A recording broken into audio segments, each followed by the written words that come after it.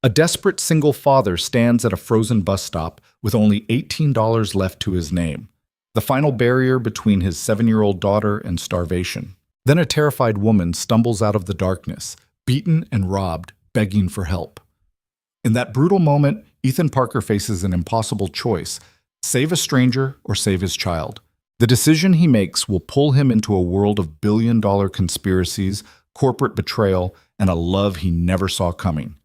Stay with me until the end of this story. Hit that like button and comment what city you're watching from so I can see how far this journey goes. The November wind cut through Ethan Parker's thin jacket like broken glass.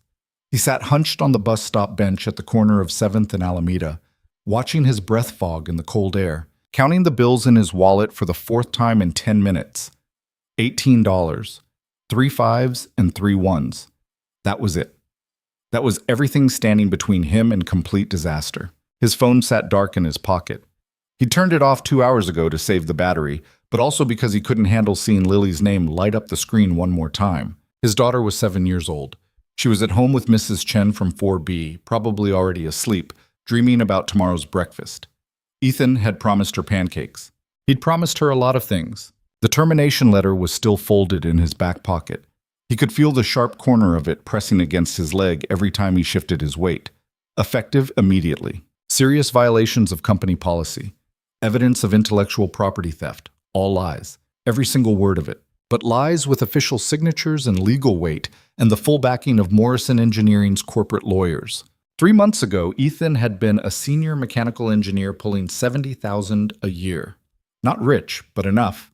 Enough to keep Lily fed and clothed and enrolled in a decent school. Enough to maintain the illusion that he had his life together after Sarah died. Enough to believe he could raise a daughter alone without everything falling apart. Then Marcus Webb happened.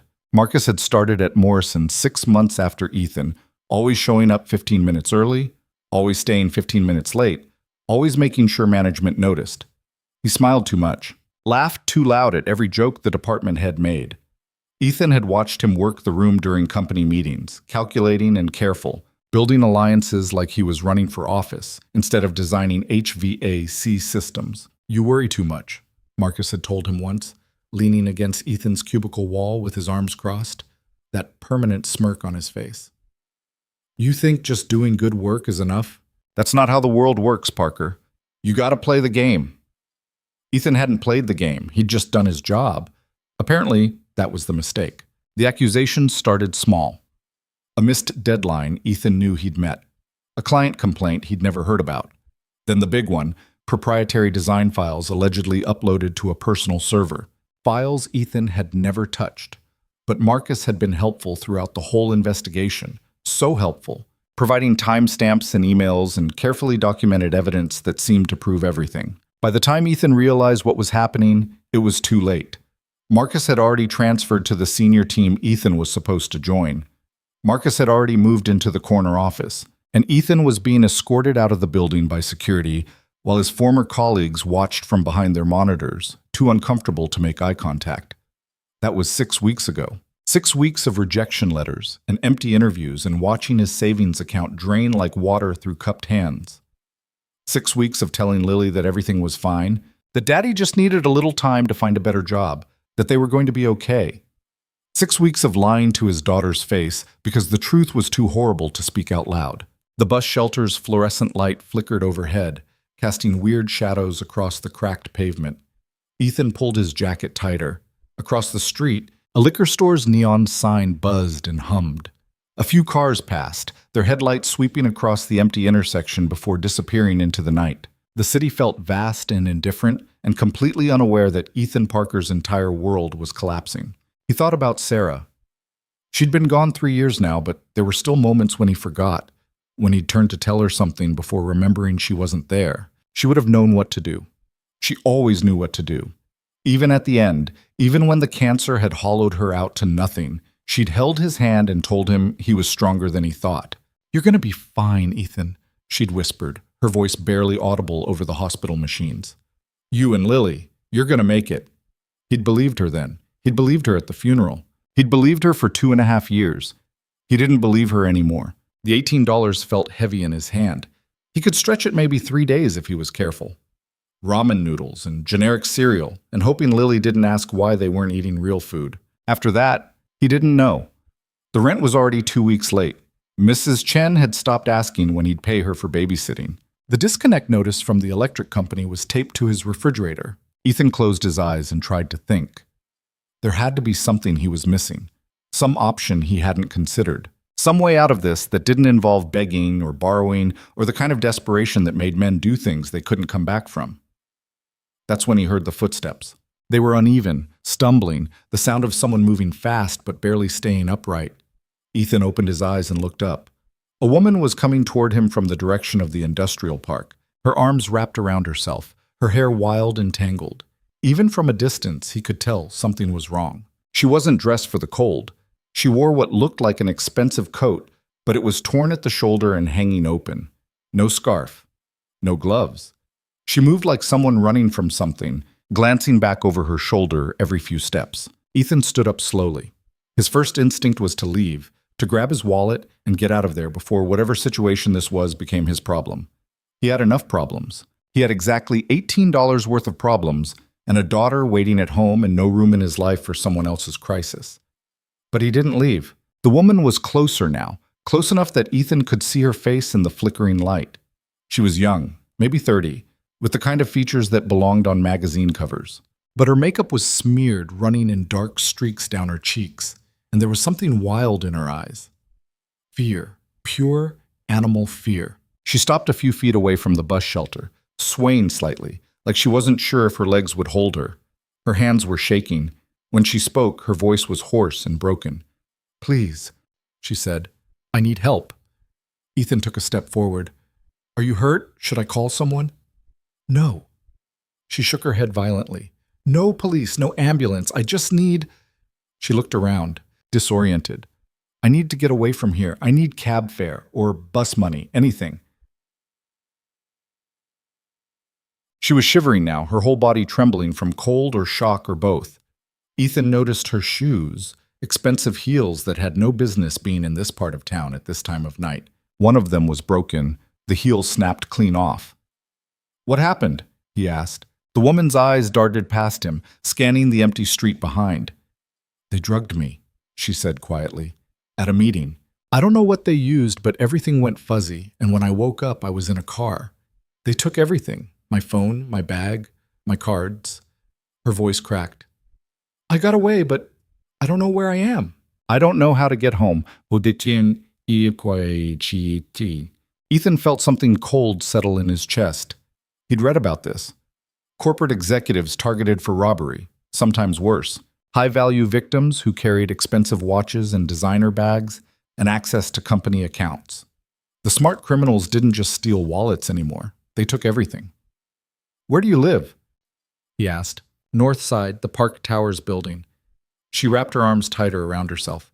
"But I can't walk there. It's miles, and I can't—" She stopped, her face crumpling. "I'm sorry. I'm so sorry. I've never been—" She was crying now, silent tears cutting clean tracks through the ruined makeup. Ethan recognized that kind of crying. It was the crying that came when shock wore off and reality set in, when your brain finally accepted that the worst thing you could imagine had actually happened. He looked at her torn coat, her broken shoe, her shaking hands. He thought about Lily, safe in their apartment with Mrs. Chen. He thought about what Sarah would do if she were here. Then he thought about the $18 in his wallet. "Okay," he said quietly. "Okay. Here." He pulled out his wallet and removed the bills. All of them. He held them out to her. "Take this. Get a cab. Get somewhere safe." The woman stared at the money like she didn't understand what she was seeing. "I can't. That's too much. I just needed enough for bus fare." "The buses stopped running an hour ago. Take it. Please." It. She reached out slowly and took the bills from his hand. Her fingers were ice cold where they brushed against his. "I'll pay you back," she said. "I swear, just tell me your name. Tell me how to find you. Don't worry about it." "No, I mean it. Give me your number, your address, something." Ethan shook his head. His phone was off and his address was about to change anyway when he got evicted. "Just get home safe. That's enough." The woman looked at him for a long moment, her eyes red and wet and full of something Ethan couldn't name. Then she nodded. "Thank you," she whispered. "You have no idea what this means." She turned and walked away, moving faster now, steadier, clutching the bills in her fist like a lifeline. Ethan watched her disappear around the corner toward the main road where the cab still ran. Then she was gone, and he was alone again in the cold. He sat back down on the bench. His wallet was empty now, completely empty. He had no money for breakfast, no money for the bus ride to his interview tomorrow, no money for anything. He'd just given his last $18 to a complete stranger. Ethan put his head in his hands and tried to figure out what he'd just done. The rational part of his brain was screaming at him, calling him an idiot, demanding to know how he could be so reckless when Lily was depending on him. But another part, quieter and deeper, felt something else. Not regret exactly. Something stranger. Relief. For 6 weeks, he'd felt powerless. Marcus had destroyed him, and there was nothing Ethan could do about it. The system had crushed him, and he just had to take it. Every rejection letter, every ignored application, every pitying look from former colleagues had reinforced the same message. Ethan Parker didn't matter. His truth didn't matter. He was disposable. But tonight, for just a moment, he'd mattered to someone. He'd been able to help when it counted. He'd made a choice that wasn't about survival or fear or holding on to the last scraps of his dignity. He'd just done the right thing because it was right. It was probably the stupidest decision he'd ever made. But sitting there in the cold with empty pockets and an empty wallet, Ethan couldn't quite bring himself to regret it. He stood up and started walking home. It was 2 miles, all uphill, through neighborhoods that got worse the farther east you went. His feet hurt. His hands were numb. The wind kept finding new ways to cut through his jacket. But he kept moving, one step after another, because that's what you did. You kept moving. You didn't stop. By the time he reached his apartment building, it was past midnight. The lobby smelled like old carpet and somebody's cooking from 3 floors up. The elevator was broken again. So Ethan took the stairs, his legs burning by the 3rd floor. He unlocked his door as quietly as possible and slipped inside. Mrs. Chen was asleep on the couch. A Korean drama paused on the television. Ethan gently shook her shoulder. She woke with a start, blinking up at him. "Oh, Ethan, you're home." "Sorry I'm late. Thanks for staying." Mrs. Chen stood up, gathering her knitting. She was 72 and had lived in 4B for 18 years. She'd watched Lily grow up. She'd brought them soup after Sarah died. She never asked for money, even though Ethan knew she needed it just as badly as he did. "Lily ate dinner," Mrs. Chen said. "She did her homework. She asked about you. What did you tell her?" "I told her you were working very hard to take care of her, because that's the truth." Mrs. Chen patted his arm. "Don't worry so much, Ethan. Things have a way of working out." She left before he could respond. Ethan locked the door behind her and stood in the dim apartment, listening to the building settle around him. From Lily's room, he could hear her breathing. Slow and steady, she was asleep, safe. That was all that mattered. He walked to her doorway and looked in. She was curled up under her blankets, her dark hair spread across the pillow, one hand tucked under her cheek. She looked so small, so fragile. The nightlight painted everything in soft blue shadows. Ethan leaned against the door frame and felt the weight of everything crash down on him at once. The job he'd lost, the money he didn't have, the promises he couldn't keep, the future that looked darker every day. "I'm trying, baby," he whispered. "I'm trying so hard." Lily didn't answer. She just kept breathing, peaceful and unaware, trusting that her father would protect her, trusting that he'd figure it out. Ethan turned away before the tears could come. He walked to the kitchen and opened the refrigerator. Half a carton of milk, some eggs, bread. Enough for breakfast if he was careful. After that, nothing. He closed the refrigerator and leaned against the counter, staring at his phone. He should turn it on, check for messages, see if anyone had called about a job. But he was too tired, too empty.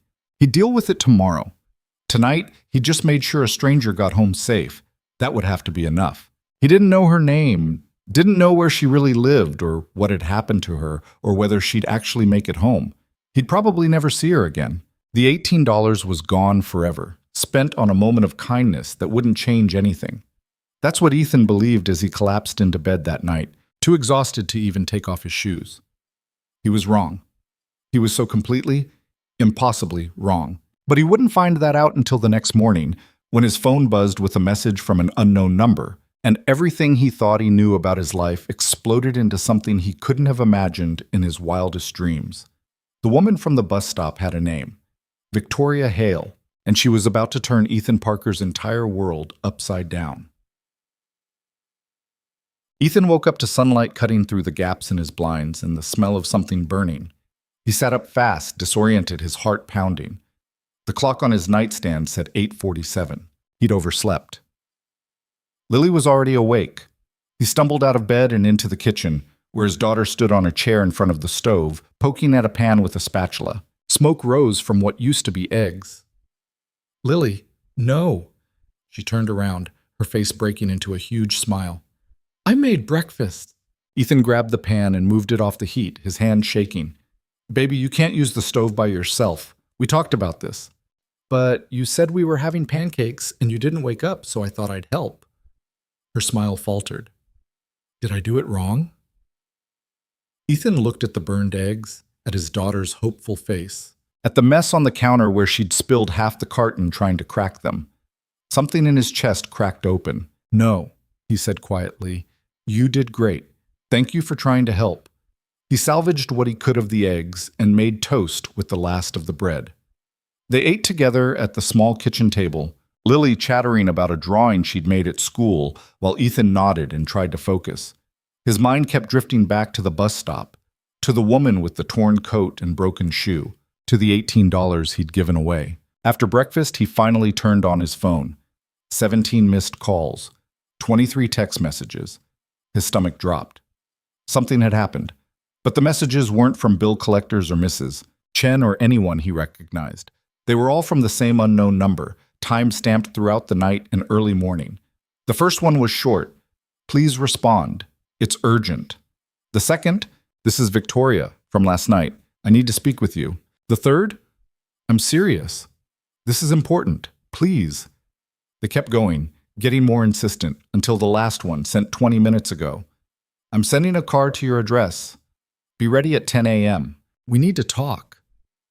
Ethan read the messages 3 times, his confusion growing with each pass. How did she have his number? How did she have his address? He'd given her nothing. No name, no contact information, nothing. He was still staring at his phone when Lily tugged on his sleeve. "Daddy, you're not listening." "Sorry, baby. What did you say?" "I said Mrs. Chen wants to know if you can watch her cat this weekend because she's visiting her sister." "Yeah, sure. Tell her that's fine." Lily ran off to knock on Mrs. Chen's door. Ethan sat at the table reading the messages again. "I'm sending a car." What did that even mean? Who sent cars to people? Who was this woman? At 9:55, his phone buzzed with a new message. "Car is downstairs." Ethan walked to the window and looked down at the street. A black town car was parked in front of his building, so clean and new it looked like it had been teleported from a different dimension. A driver in a suit stood beside it, checking his watch. This was insane. This was some kind of mistake. He grabbed his jacket and told Mrs. Chen he'd be back in an hour, maybe less. Lily was engrossed in her cartoons, barely noticing when he kissed the top of her head. Ethan took the stairs down, his heart beating faster with each floor. The driver saw him coming and opened the rear door without a word. Ethan hesitated, then got in. The interior smelled like leather and something expensive he couldn't name. The seats were heated. Classical music played softly from speakers he couldn't see.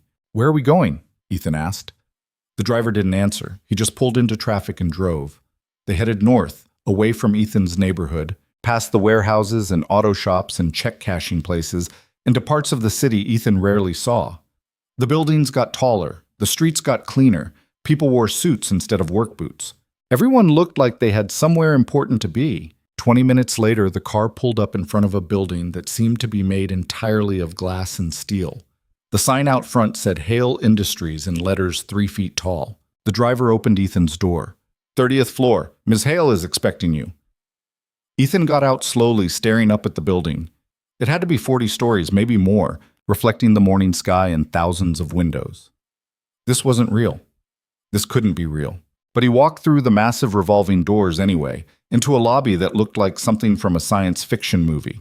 Marble floors, soaring ceilings, A security desk the size of his entire apartment.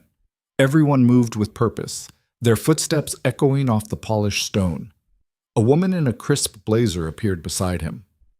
"Mr. Parker? How do you follow me, please?" She led him to a private elevator with no buttons, just a fingerprint scanner. She pressed her thumb to it, and the doors slid open. They rode up in silence, the city dropping away below them until Ethan could see the whole skyline spreading out like a model. The doors opened on the 30th floor.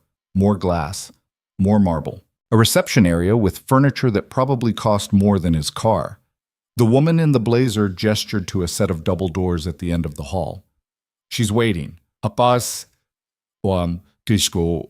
Ethan walked toward the doors, his footsteps too loud, his cheap jacket too shabby, everything about him screaming that he didn't belong here. He raised his hand to knock, but the doors swung open before he could.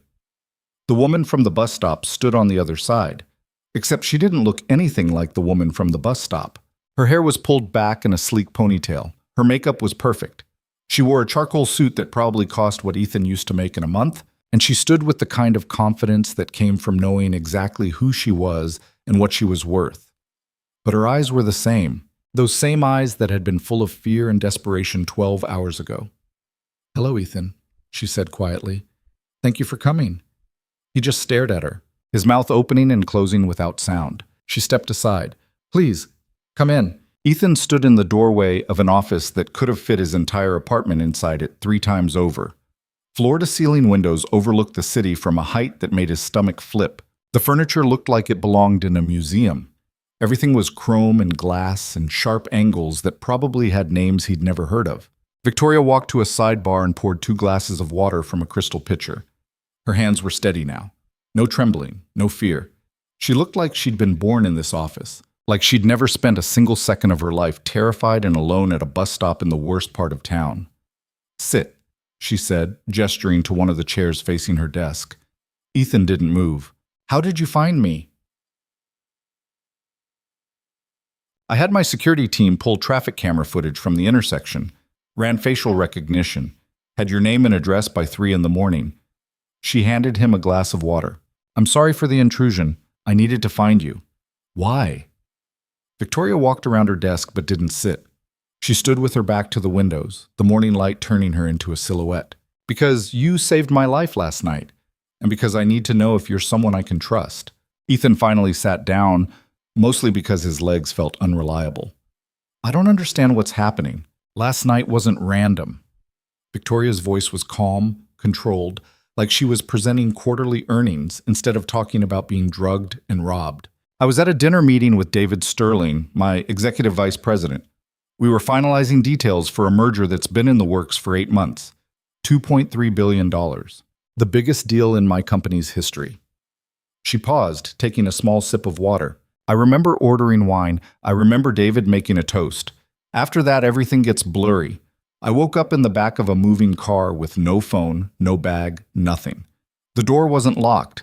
We were stopped at a red light near the industrial district, so I ran. I just ran until I couldn't anymore." Ethan set his glass down, his hand shaking slightly. "You think this Sterling guy drugged you?" "I know he did.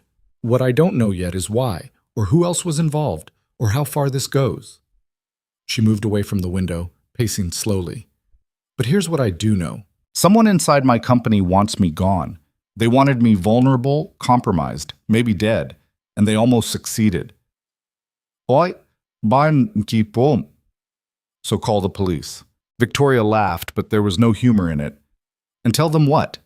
That I got drugged at dinner and robbed, but don't actually have proof of who did it? That I suspect my own executive team, but can't prove anything? By the time the police investigate, whoever's behind this will have covered their tracks completely. Meanwhile, the merger falls apart, the stock price tanks, and I lose everything." She stopped pacing and looked directly at Ethan. "I need to handle this quietly, internally. I need someone I can trust to help me figure out who's trying to destroy me and stop them before they get another chance." Ethan stared at her. "You don't know me. You met me for 5 minutes at a bus stop. I know you gave a stranger your last $18 when you clearly couldn't afford it. I know you asked for nothing in return. I know you didn't try to take advantage of me when I was vulnerable. Victoria sat down in the chair across from him, leaning forward. Do you know how rare that is? In my world? Someone who helps because it's right, not because they want something? That doesn't qualify me for whatever this is.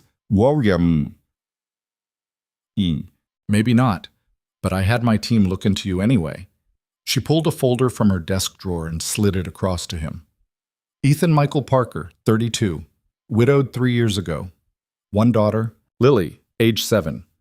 Senior mechanical engineer at Morrison until you were terminated 6 weeks ago for alleged intellectual property theft. Ethan's jaw tightened. I didn't steal anything. I know. The evidence against you was fabricated. Sloppy work, too. Whoever set you up wasn't very sophisticated. She tapped the folder. Marcus Webb. He's the one who framed you, isn't he? Hearing the name out loud felt like a punch to the chest. How did you... Because I've seen it before. Ambitious employee eliminates competition through false accusations. It's corporate warfare at its most basic level. Victoria's expression hardened. Webb wanted your position. He manufactured evidence, fed it to management, and let the system do the rest. You never had a chance. Eat. Ethan opened the folder. Inside were printed emails, personnel files, timestamps showing access to the company server. Everything laid out in clear, undeniable detail. Marcus accessing Ethan's workstation after hours. Marcus uploading files to a dummy account. Marcus deleting his own tracks but not well enough. You found all this in one night? I have very good people working for me. Victoria leaned back. The question is, what are you going to do with it? I could take this to Morrison, get my job back, clear my name. You could, or you could work for me. Ethan looked up from the folder. Doing what? I need someone who understands how betrayal works from the inside. Someone who's been burned by people they trusted. Someone who won't be blinded by corporate loyalty or afraid to look at my own executives as suspects. She held his gaze. I'm offering you a position as my special advisor. You'll report directly to me. Your job is to help me figure out who's trying to take me down and build a case against them before they make another move. I'm an engineer, not a detective. You're someone who knows how to see through lies. That's what I need. Victoria stood up, walking back to the windows. The merger closes in 3 weeks.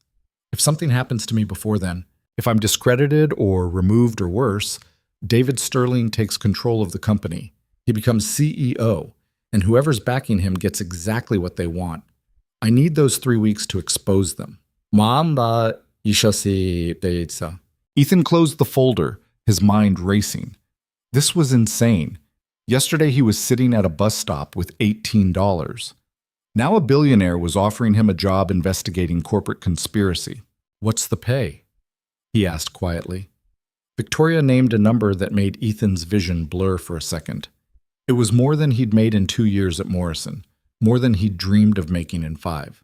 That's the annual salary, Victoria added, plus benefits, full medical and dental for you and Lily, housing allowance, education fund for your daughter. She turned to face him. I'm not asking you to do this out of kindness, Ethan. I'm paying you what you're worth, what you should have been paid all along. Ethan thought about Lily, about the overdue rent and the empty refrigerator and the disconnection notices. He thought about Marcus Webb sitting in that corner office, probably laughing about how easy it had been to destroy him. When do I start? Today. Victoria pressed a button on her desk.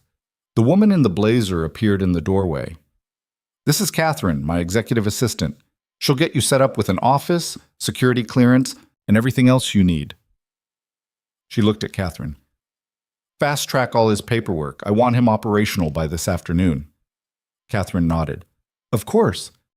Victoria extended her hand to Ethan. He stood and shook it, her grip firm and warm. One more thing, she said. What you see and hear in this building stays confidential. If word gets out that I'm investigating my own team, everyone will lawyer up and the trail goes cold. This stays between us, understood? Understood. Good. Catherine will show you around. I have a board meeting in 20 minutes, but we'll talk more this afternoon. 3 o'clock. Don't be late. Ethan followed Catherine out of the office, his head spinning. The hallway seemed even longer than before, the marble floors stretching out like something from a dream. Catherine led him to an elevator and they descended to the 28th floor. "This will be your office," Catherine said, opening a door to a room that was bigger than his living room and kitchen combined. Windows on two sides, a desk that looked hand-carved, bookshelves that were actually empty, waiting to be filled. "You'll have full access to our research databases, legal files, and personnel records." Ms. Hale's instructions were clear. Whatever you need, you get. She handed him a key card, a temporary ID badge, and a phone that was definitely not the cracked 5-year-old model he'd been carrying. "Your login credentials will be active within the hour. HR is processing your contracts now. Someone will be up shortly to handle your biometrics for building security." Catherine checked her tablet. "Do you have any questions?" Ethan had about 1,000 questions. "No, thank you." "Ms. Hale mentioned you have a daughter. If you need flexible hours or daycare arrangements, that can be accommodated. Just let me know." She left him alone in the office. She left. Ethan stood in the center of the room, slowly turning in a circle. Yesterday, he'd been unemployed and desperate. Today, he had an office on the 28th floor of one of the tallest buildings in the city. He walked to the window and looked out. From this height, his old neighborhood wasn't even visible. The entire city spread out below him, vast and complex and full of people living lives he'd never see. Somewhere down there, Marcus Webb was probably sitting at his stolen desk, thinking he'd gotten away with everything. Ethan pulled out his phone and called Mrs. Chen. "I got a job," he said when she answered. "Oh, Ethan, that's wonderful. When do you start?" Right now. I'm already here. Can you watch Lily for a few more hours? I'll pay you as soon as I get my first check." "Don't you worry about paying me. You just focus on this job. Lily and I will be fine." He hung up and stood there for a moment, letting it sink in. This was real. This was actually happening. He had a job. He could pay rent. He could feed his daughter. He could stop lying to her about everything being okay. A knock on the door interrupted his thoughts. A young man in an expensive suit stepped in, carrying a laptop. "Mr. Parker? I'm James from IT. I'm here to get you set up on our network." For the next 2 hours, Ethan was processed through the machinery of Hale Industries. He signed documents he barely read. He posed for security photos. He gave fingerprints and retinal scans. He learned passwords and access codes and the names of people whose titles he didn't understand. By noon, he had full access to the company's internal systems. By 1 o'clock, he was reading through personnel files on every member of Victoria's executive team. By 2 o'clock, he'd identified 3 people besides David Sterling who had access to Victoria's schedule the night she was attacked. At 3 o'clock exactly, Catherine appeared at his door. "Ms. Hale is ready for you. Mas." Ethan followed her back to the 30th floor. This time, Victoria's office door was open. She was standing at her desk, reviewing something on her tablet. She looked up when he entered. "Close the door." He did. Victoria gestured to the same chair he'd sat in that morning, but this time she sat behind her desk, putting the formal barrier between them. "Tell me what you found." Ethan pulled out the notes he'd made. "David Sterling is your biggest problem, but he's not working alone. Your CFO, Martin Weiss, has been moving money through shell accounts for the past 6 months. Small amounts under the threshold that would trigger automatic audits. It adds up to about $3 million. Victoria's expression didn't change, but something flickered in her eyes. Victoria's expression. Continue. Your head of security, Rachel Torres, disabled the GPS tracking on your company car the night you were attacked. The official reason was routine maintenance, but the timing's suspicious.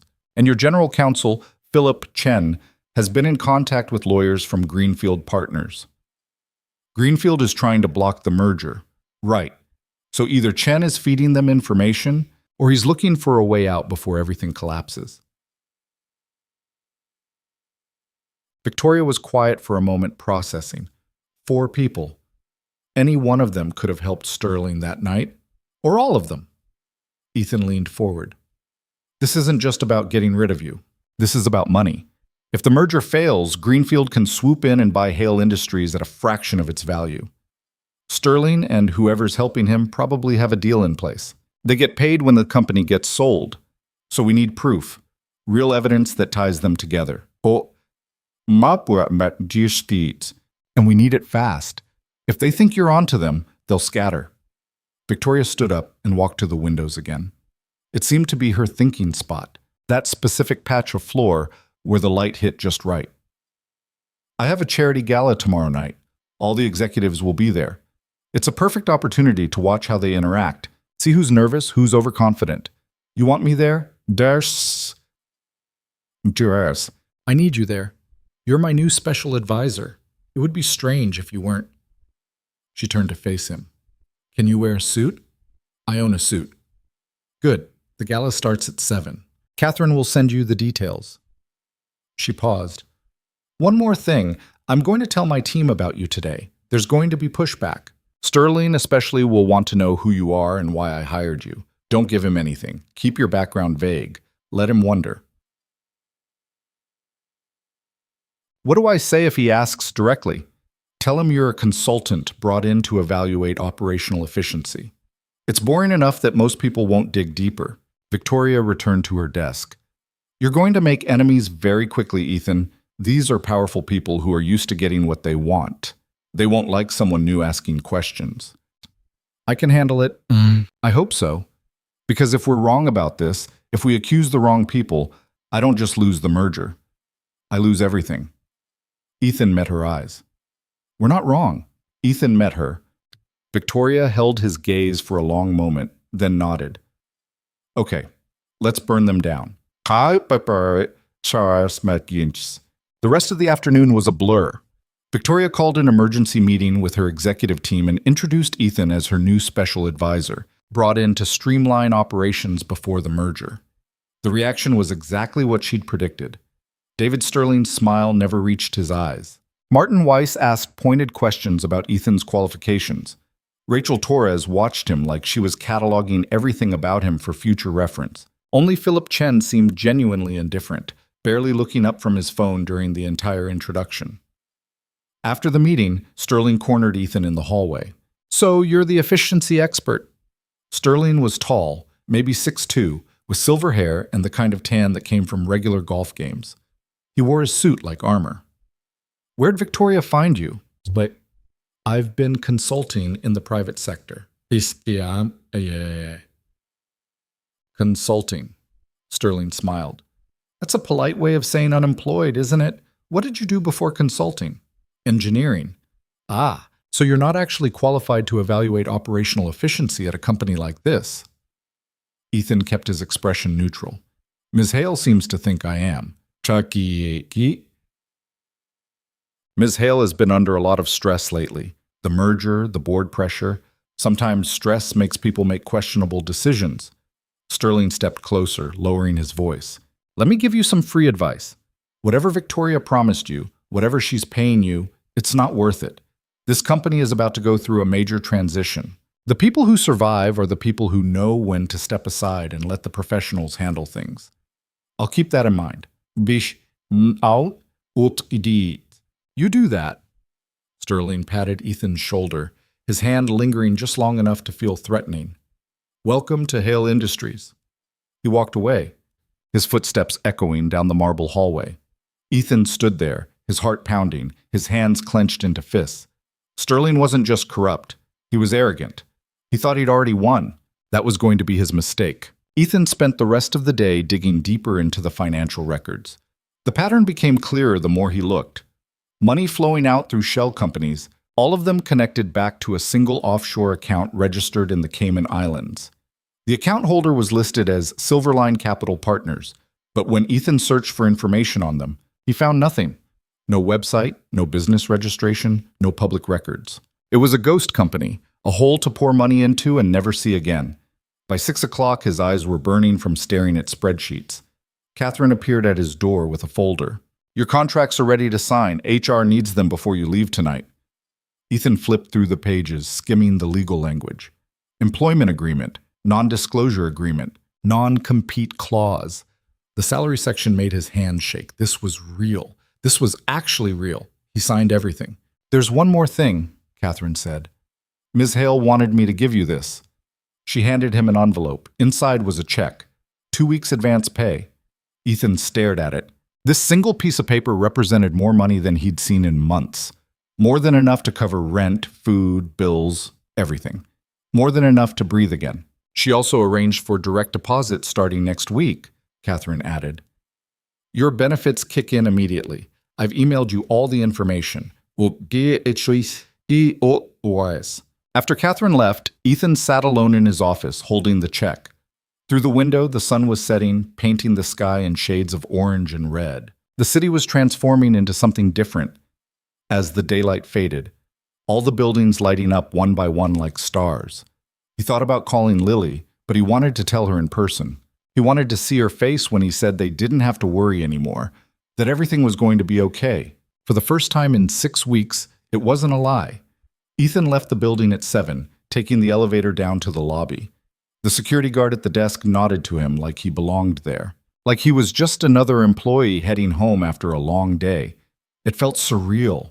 The bus ride back to his neighborhood took 45 minutes, each block rolling past the window as the city gradually transformed from glass towers to brick buildings to streets he recognized. By the time he reached his stop, it was dark.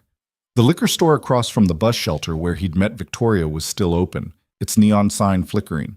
He stood there for a moment, looking at the bench where he'd sat with $18 and no hope. Less than 24 hours ago. It felt like a different lifetime. Mrs. Chen met him at the door when he got home. Lily's asleep already. She was so excited about you getting a job, she wore herself out telling everyone in the building. Ethan laughed. I bet. She's a good girl. She loves you so much. Mrs. Chen gathered her things. I'm happy for you, Ethan. You deserve something good. After she left, Ethan checked on Lily. She was sprawled across her bed, one arm hanging off the side, her mouth slightly open. He tucked her arm back under the blanket and kissed her forehead. We're going to be okay, baby, he whispered. I promise. He went to the kitchen and deposited the check using his phone, watching the numbers appear in his account balance. Real money. Money he'd earned. Money that would keep his daughter fed and safe. Then he pulled out the folder he'd brought home. The financial records, the shell companies, the pattern of money disappearing into the Cayman Islands account. He spread everything across the kitchen table and started making notes, building timelines, connecting dots. Somewhere in this mess was the proof Victoria needed. Somewhere in these numbers was the evidence that would destroy David Sterling and everyone helping him. Ethan worked until midnight, drinking instant coffee and filling page after page with calculations. The apartment was quiet except for the hum of the refrigerator and the occasional sound of footsteps from the floor above. This was familiar territory for him. Engineering problems, systems analysis, finding the weak point in a structure and exploiting it. Corporate fraud was just another kind of engineering. You built something to hide the truth, but every structure had flaws. You just had to know where to look. By the time Ethan finally went to bed, he'd identified 3 more suspicious transactions, 3 more threads to pull. He fell asleep with his notebook on his chest, the pages covered in his cramped handwriting, his mind already racing ahead to tomorrow. The next morning started easier. Ethan woke up before his alarm, made actual breakfast with actual food he could afford now, and got Lily ready for school without the constant, gnawing anxiety that had been his companion for weeks. She chattered the whole way to the bus stop about a field trip coming up, something about a science museum. And did they have enough money for the permission slip fee? Yeah, baby, we have enough. Her smile was worth every risk he was about to take. At Hale Industries, Ethan's security clearance got him through the lobby without questions. The elevator ride to the 28th floor felt routine now, like he'd been doing this for years instead of one day. His office looked exactly the same, everything still pristine and waiting. He spent the morning going through email archives, looking for communication between Sterling and the other suspects. Most of it was normal corporate correspondence, mind-numbing in its banality. But then he found something interesting. A deleted email from Sterling to Martin Weiss, sent 2 weeks before Victoria's attack. The subject line was blank, and the body was just 3 words. Timeline moved up. Weiss's response? Understood. Proceeding as discussed. It wasn't enough for a conviction. It wouldn't even be enough for an accusation. But it was something. It proved they were coordinating. It proved there was a plan. At noon, Catherine appeared with a garment bag. Ms. Hale wanted you to have this for tonight. She hung it on the back of his door. The gala is black tie. If the suit doesn't fit, let me know and we'll have alterations done this afternoon. Ethan unzipped the bag after Catherine left. Inside was a tuxedo that probably cost more than his entire wardrobe combined. He tried on the jacket. It fit perfectly. Of course it did. Victoria didn't do anything halfway. The afternoon crawled by. Ethan forced himself to focus on the financial records, building spreadsheets that tracked every dollar flowing through the shell companies. The pattern was clear now. Money went out in small amounts, got laundered through 3 different accounts, and ended up in the Cayman Islands. From there, it disappeared completely. At 5 o'clock, Ethan changed into the tuxedo in his office bathroom. He barely recognized himself in the mirror. The man staring back at him looked successful, confident, like someone who belonged at charity galas and corporate events, not like someone who'd been unemployed and desperate 48 hours ago. The gala was being held at the Grandmont Hotel, one of those historic buildings downtown that charged $1,000 a night for rooms. Ethan took a cab, not trusting himself to navigate the subway in a tuxedo without ruining it. The lobby was full of people in evening wear, all of them moving toward a ballroom that glittered with chandeliers and gold trim. Ethan showed his invitation at the door. The woman checking names smiled and waved him through. Inside, the ballroom was packed.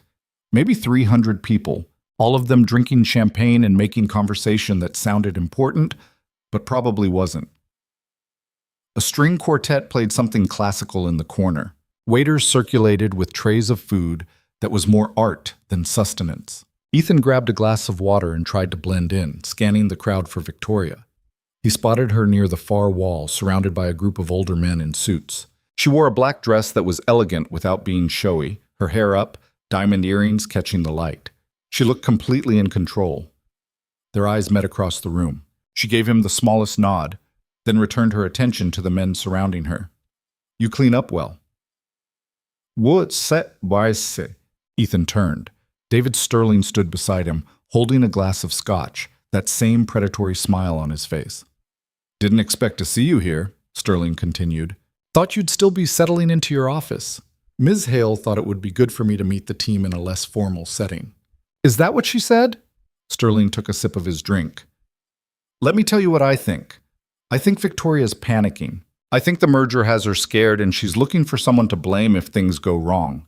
That's where you come in. The outside consultant, the fall guy. That's an interesting theory." "It's not a theory. It's how this works." Sterling gestured around the ballroom. "You see all these people? Half of them will be gone in 6 months. That's what happens after mergers. Redundancies get cut. New management comes in. The smart ones position themselves to survive. The dumb ones think loyalty matters." Ethan met his eyes. "Which one are you?" Sterling laughed, genuinely amused. "I like you, Parker. You've got spine. That's going to make it more fun when you crash." He walked away, disappearing into the crowd. Ethan exhaled slowly, his hands shaking slightly. He set his water glass on a nearby table and tried to calm down. "He's trying to intimidate you." Victoria appeared at his elbow, materializing out of nowhere. Up close, Ethan could see the tension in her shoulders, the way her smile didn't quite reach her eyes. "Is it working?" Ethan asked. "A little." "Good. That means you're paying attention." She guided him toward a quieter corner of the ballroom, away from the main crowd. "Sterling's nervous. He's making mistakes. Confronting you like that was stupid. It shows he sees you as a threat. What do we do? We watch, we wait, and we let him hang himself." Victoria glanced across the room. "Martin Weiss is here. Third table from the left. He's been checking his phone every 2 minutes. Whoever he's texting, it's making him anxious." Ethan followed her gaze. Weiss was a short man with thinning hair and glasses that kept sliding down his nose. He did look nervous, his fingers dancing across his phone screen between forced smiles at the people around him. "I need you to get close to him," Victoria said quietly. "Make conversation. See if you can figure out what's got him rattled." "How am I supposed to do that?" "You're smart. You'll figure it out." She squeezed his arm briefly, then walked away, rejoining her group of admirers. Ethan took a breath and headed toward Weiss's table. Ethan approached Martin Weiss's table with no plan and even less confidence. Two women in cocktail dresses were mid-conversation about vacation homes in Napa when he arrived. Weiss sat at the edge of the group, his phone face down on the white tablecloth, his fingers drumming an anxious rhythm against his knee. "Mind if I join you?" Ethan asked, gesturing to an empty chair. Weiss looked up, startled. His glasses had slipped down his nose again. He pushed them back up with one finger. "Do I know you?" "Ethan Parker. I'm Victoria's new advisor. We met yesterday at the executive meeting." "Right, the efficiency consultant." Weiss's tone made it clear what he thought of that title. "A bit odd, bringing someone new on board so close to the merger, don't you think?" Ethan sat down anyway. Ms. Hale wanted fresh eyes on the operations. Irogi Bushelmis. Fresh eyes. Weiss picked up his phone, checked the screen, then set it back down. "That's one way to put it." One of the women at the table turned toward them. "Martin, you're being rude. Introduce us to your friend." "He's not my friend, he's—" Weiss stopped himself, clearly trying to calibrate his response. "He's new. Ethan Parker, this is Diane Rothschild and Jennifer Kim." They're both on the board. The women smiled politely. Diane was older, maybe 60, with perfect silver hair and the kind of jewelry that probably required insurance. Jennifer was younger, sharp-eyed, watching Ethan like she was conducting her own evaluation. "So you're the mystery hire," Jennifer said. "Victoria's been very secretive about you." "There's not much mystery. I'm just here to help streamline things before the transition." "Streamline," Diane sipped her wine. "Is that what we're calling layoffs now?" "Well, I'm not here to fire anyone." "That's what they all say." Jennifer leaned back in her chair. Then 6 months later, half the department is gone and nobody knows why. Weiss's phone buzzed. He grabbed it immediately, his face going pale as he read whatever message had appeared. His fingers moved fast, typing a response, then deleting it, then typing again. "Everything okay?" Ethan asked. Weiss fumbled the phone, nearly dropping it. "Fine. Just work stuff." "At a charity gala?" "Work doesn't stop just because we're wearing tuxedos." Weiss stood abruptly, his chair scraping against the floor. "Excuse me, I need to make a call." He hurried away, weaving through the crowd toward the exit. Ethan watched him go, then caught Victoria's eye across the room. She raised one eyebrow, a silent question. Ethan gave a small shake of his head. "Nothing yet." "That man's been jumpy all week," Diane said, watching Weiss disappear. "The merger has everyone on edge, but Martin's taking it particularly hard." "Why's that?" Ethan asked. "Because he knows his numbers don't add up." Jennifer swirled her wine. "We've been reviewing the financials for months now. There are discrepancies. Nothing huge, but enough to notice if you're paying attention. Martin keeps saying it's accounting errors, system glitches, normal variance. But $3 million in normal variance is a lot of variance." Ethan felt his pulse quicken. "You think he's stealing?" "Mom, since..." "I think someone is. Whether it's Martin or someone else, I don't know." Jennifer met his eyes. "But if I were you, I'd be very careful who I trust in this company. The merger's bringing out the worst in people." Diane nodded. "There's too much money at stake. When billions are on the line, ethics become optional." A waiter appeared with fresh champagne. Both women accepted glasses, their attention already drifting to other conversations. Ethan stood and excused himself, making his way toward the ballroom's side exit where Weiss had disappeared. The hallway outside was quieter, the music and conversation muffled by heavy doors. Ethan spotted Weiss at the far end, pacing back and forth with his phone pressed to his ear. His voice was too low to hear, but his body language screamed panic. Sharp gestures, running his hand through his thinning hair, stopping mid-stride to argue with whoever was on the other end. Ethan pulled out his own phone and pretended to check messages while watching from his peripheral vision. Weiss finished the call and stood there for a moment, staring at his phone like it might explode. Then he noticed Ethan. "Are you following me?"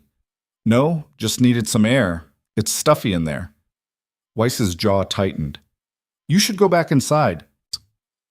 "You okay? You look stressed." "I'm fine."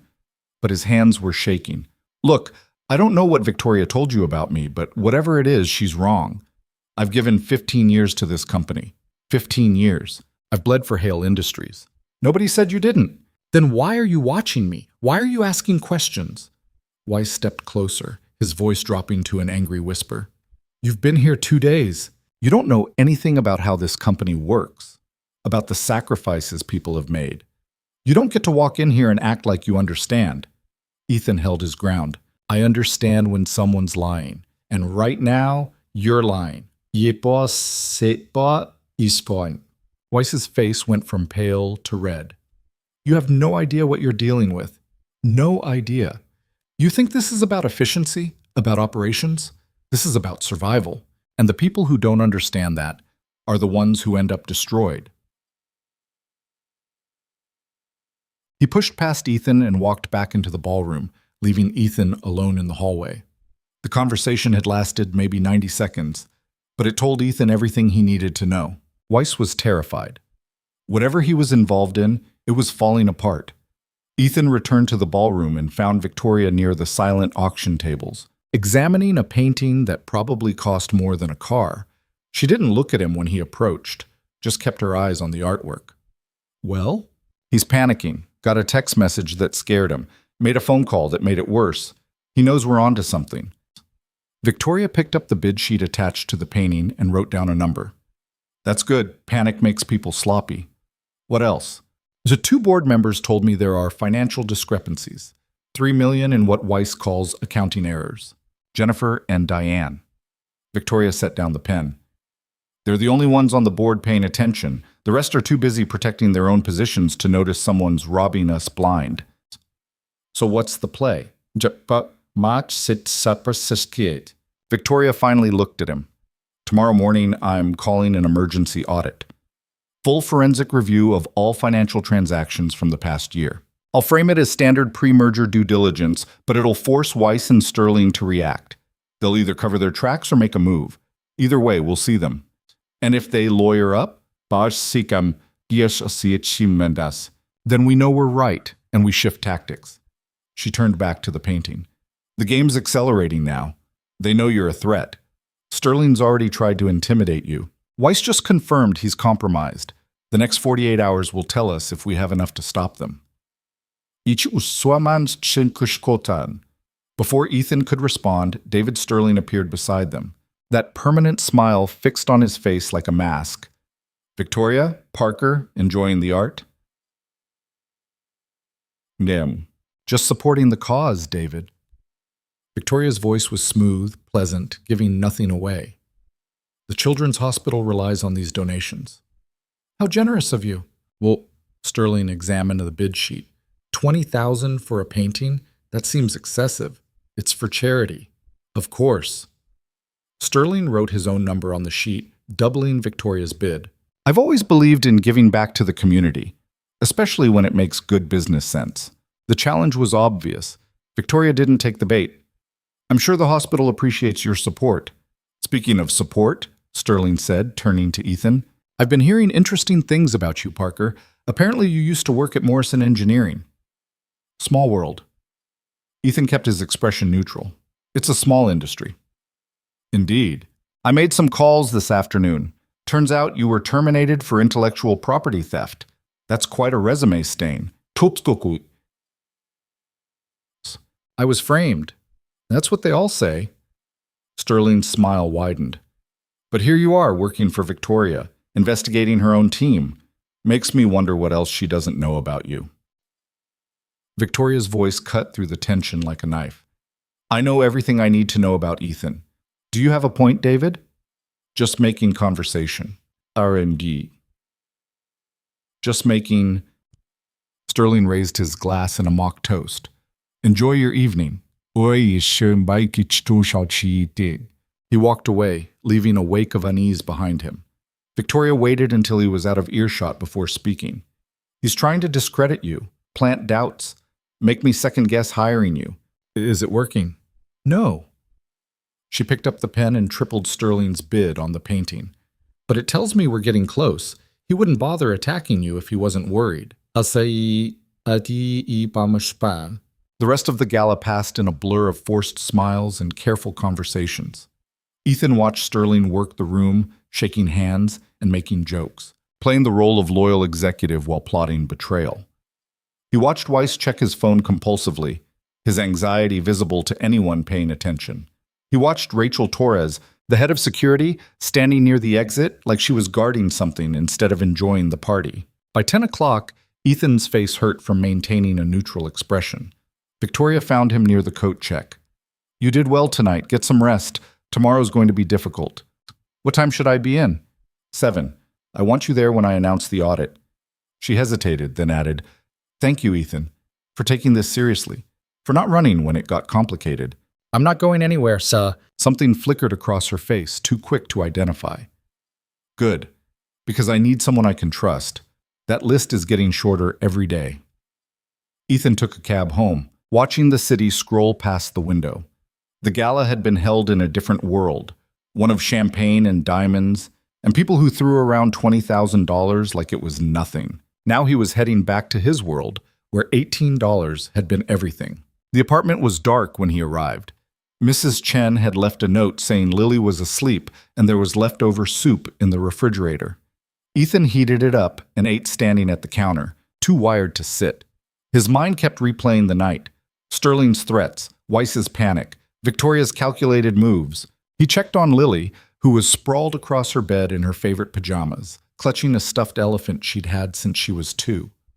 She looked peaceful, unaware that her father was now caught in the middle of a corporate war that could end badly for everyone involved. Ethan returned to the kitchen table and pulled out his notes, the financial records, the shell companies, the deleted emails. He spread it all out and started building connections, drawing lines between names and numbers and dates. Somewhere in this mess was the proof they needed. Somewhere in this chaos was the thread that would unravel everything. He worked until 2 in the morning, filling page after page with calculations and theories.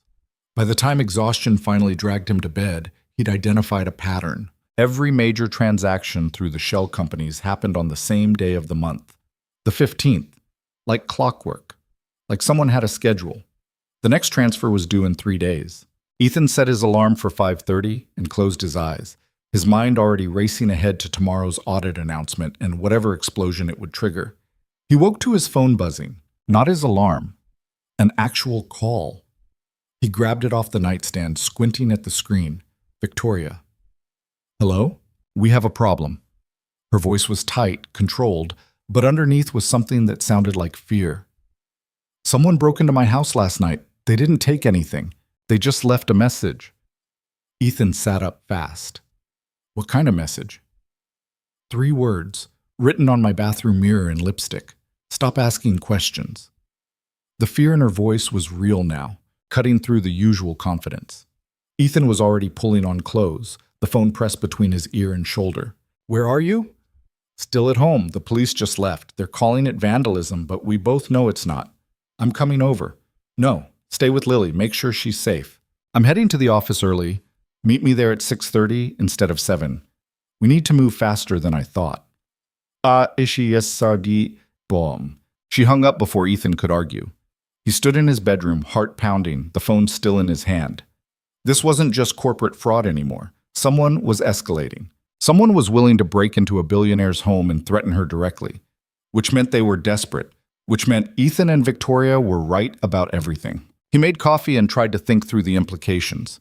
Breaking into Victoria's house required access to her security codes, her gate codes, her alarm system. It required knowing when she'd be out, when her staff would be gone, when the house would be vulnerable. Only a handful of people had that information. Rachel Torres, head of security, the woman who disabled GPS tracking on Victoria's car the night of the attack. Ethan pulled up Torres's file on his phone. 41 years old, former military, specialized in intelligence and surveillance. Hired by Hale Industries 8 years ago. Promoted to head of security 3 years ago, right around the time the money started disappearing. If Torres was involved, then every security system in the building was compromised. Every camera, every access log, every supposedly secure location was wide open to whoever was working with her. Ethan checked the time. 5:45. Lily would sleep for another hour, at least. He left a note on the kitchen table telling her he had an early meeting and Mrs. Chen would get her to school. Then he grabbed his jacket and headed out. The subway was nearly empty at this hour, just a handful of early shift workers and people who looked like they hadn't slept. Ethan found a seat in the back and tried to organize his thoughts. The break-in changed everything. It meant they were running out of time. It meant Sterling and his accomplices were willing to do more than steal money. By the time Ethan reached Hale Industries, it was 6:15. The lobby was quiet, just one security guard at the desk and a cleaning crew emptying trash bins. The guard waved Ethan through without checking his ID. He took the elevator to the 30th floor. Victoria's office door was open. She stood at the windows, still wearing the same clothes from last night, her hair loose around her shoulders. She didn't turn when Ethan entered. "They were in my bedroom," she said quietly. "They went through my things, touched my clothes, wrote on my mirror while I was at the gala pretending everything was fine." Ethan closed the door. "It was Torres. I know." Victoria finally turned to face him. Her makeup was smudged, her eyes red. She looked exhausted. "She's the only one with full access to my security systems. She could have walked right in." So we confront her. With what evidence? A lipstick message? She'll deny everything, and we'll have shown our hand for nothing. Victoria walked to her desk and sat down heavily. "I've been thinking about this all night. We can't just react anymore. We need to force their hand, make them come after us in a way we can document." "How?" Victoria pulled up something on her computer and turned the screen toward Ethan. It was a press release, already formatted and ready to send. "I'm announcing the audit this morning, like we planned, but I'm also announcing something else. A special investigation into financial irregularities, led by an outside consultant. That consultant is you. I'm giving you full authority to review any records, question any employee, access any system." Ethan read the press release. It was aggressive, putting him directly in the line of fire. "This makes me a target, Mo." "You're already a target. This just makes it official." She met his eyes. "They'll have to move against you. Either they try to discredit you, which gives us an opportunity to catch them lying, or they try something more direct, which gives us grounds to involve law enforcement. Or they succeed and I end up like you almost did, drugged in the back of a car. That's why we're going to be careful. No more working alone. No more late nights and empty offices. We move in pairs, we document everything, and we make sure someone always knows where we are." Ethan studied the press release again. It named him specifically, gave his title, outlined his responsibilities. Once this went public, there was no going back. Sterling would come after him with everything he had. Torres would be watching his every move. Weiss would probably have a heart attack. "When does this go out?" 9 o'clock. That gives us 3 hours to prepare. Victoria stood up, some of the exhaustion falling away as she shifted into strategy mode. "I need you to pull together every piece of evidence we have. Every suspicious transaction, every deleted email, every access log that doesn't make sense. Build a timeline we can defend." "What are you going to do?" "I'm going to talk to the board. Make sure they understand what's happening before Sterling tries to spin this as me losing control." She grabbed her jacket from the back of her chair. "Shitit. We're about to start a war, Ethan. I need to know you're ready for it." "Yards! Bounce!" Ethan thought about Lily, about the life he was trying to build for her, about the job he'd just gotten and the stability it represented, about how easy it would be to walk away right now, to tell Victoria this was too dangerous, to protect himself and his daughter from whatever was coming. But he also thought about the $18, about the choice he'd made at that bus stop when he had nothing left, about doing the right thing even when it cost everything. "I'm ready." Victoria nodded once, sharp and decisive. "Then let's burn their house down." The next 3 hours were a controlled storm of preparation. Ethan compiled evidence while Victoria made calls, her voice carrying through the closed office door as she explained the situation to board members. Catherine appeared with coffee and bagels that neither of them touched. The sun rose over the city, painting the office in gold light that felt too cheerful for what was about to happen. At 8:30, Victoria called an emergency meeting with her executive team. Ethan sat in the corner of the conference room, his laptop open, his evidence organized and ready. Sterling arrived first, looking refreshed and confident. Weiss came in second, already sweating despite the air conditioning. Torres was third, her expression unreadable. Philip Chen, the general counsel, was last, barely glancing up from his phone as he took his seat. Victoria stood at the head of the table. "Thank you all for coming on short notice. I'm announcing 2 initiatives this morning, both effective immediately. Sterling leaned back in his chair. What kind of initiatives? First, a full forensic audit of all financial transactions from the past 18 months. I've retained Feldman and Associates to conduct the review. They'll have unrestricted access to our systems starting Monday. Weiss went pale. That's not necessary. Our financials are clean. Then the audit will confirm that. Victoria's voice was cold. Second, I'm appointing Ethan Parker as lead investigator for a special inquiry into operational irregularities. He'll have full authority to review personnel records, interview employees, and access any system or facility. All department heads are required to cooperate fully. Sterling's smile finally slipped. This is highly irregular. Itros emotions. So is $3 million in unexplained discrepancies. Those are accounting errors. Martin's already addressed them. Then Martin won't have any problem explaining them again to the auditors. Victoria turned to Torres. Rachel, I'll need you to grant Ethan security clearance level 1. Full building access. Unrestricted. Torres didn't blink. Of course. I'll have it processed by this afternoon. Thank you. Victoria looked around the table. The press release goes out at 9. I wanted you to hear it from me first. If anyone has concerns, my door is open. Otherwise, let's get back to work. She left the room without waiting for responses. Ethan gathered his laptop and followed, feeling the weight of 4 sets of eyes on his back. The door closed behind them and Victoria kept walking, her heels clicking against the marble floor. That went well, Ethan said. That was the easy part. Victoria stopped at the elevator, pressing the button. Now we wait for them to make their move. The press release went out at exactly 9 o'clock. By 9:15, Ethan's email was flooded with messages. Questions from employees, concerned notes from department heads, angry demands from people who saw the investigation as a personal attack. He ignored most of them, focusing instead on the access logs Torres had sent over. Except she hadn't sent everything. The logs only went back 6 months, not the 18 months Victoria had requested. And several entries were missing. Gaps in the timeline that lined up perfectly with the dates of the suspicious transactions. Torres was already covering tracks. Ethan sent Victoria a message. She's deleting evidence. The response came back immediately. Let her. Every deletion is proof of guilt. We're documenting everything on our end. At noon, Ethan's office door opened without a knock. David Sterling walked in like he owned the place, closing the door behind him. He didn't sit, just stood there, his arms crossed, his expression hard. You've made a serious mistake.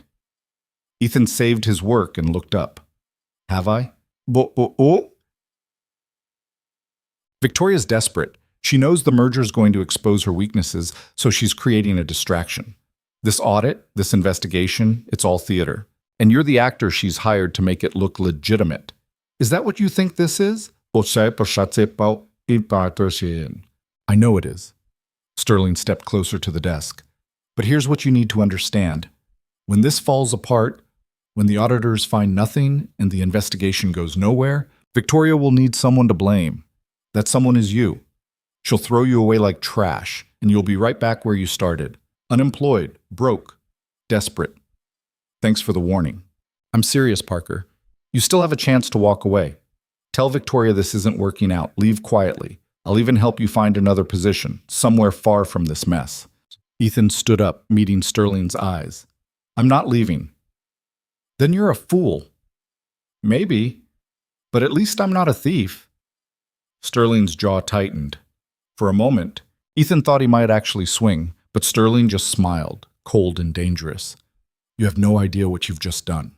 He left, slamming the door hard enough to rattle the frame. Ethan sat back down, his hands shaking slightly from the adrenaline. His phone buzzed. Another message from Victoria. Meeting in my office. Now. Ethan grabbed his laptop and headed upstairs. Victoria's office was full when he arrived. Catherine was there, along with 2 people Ethan didn't recognize.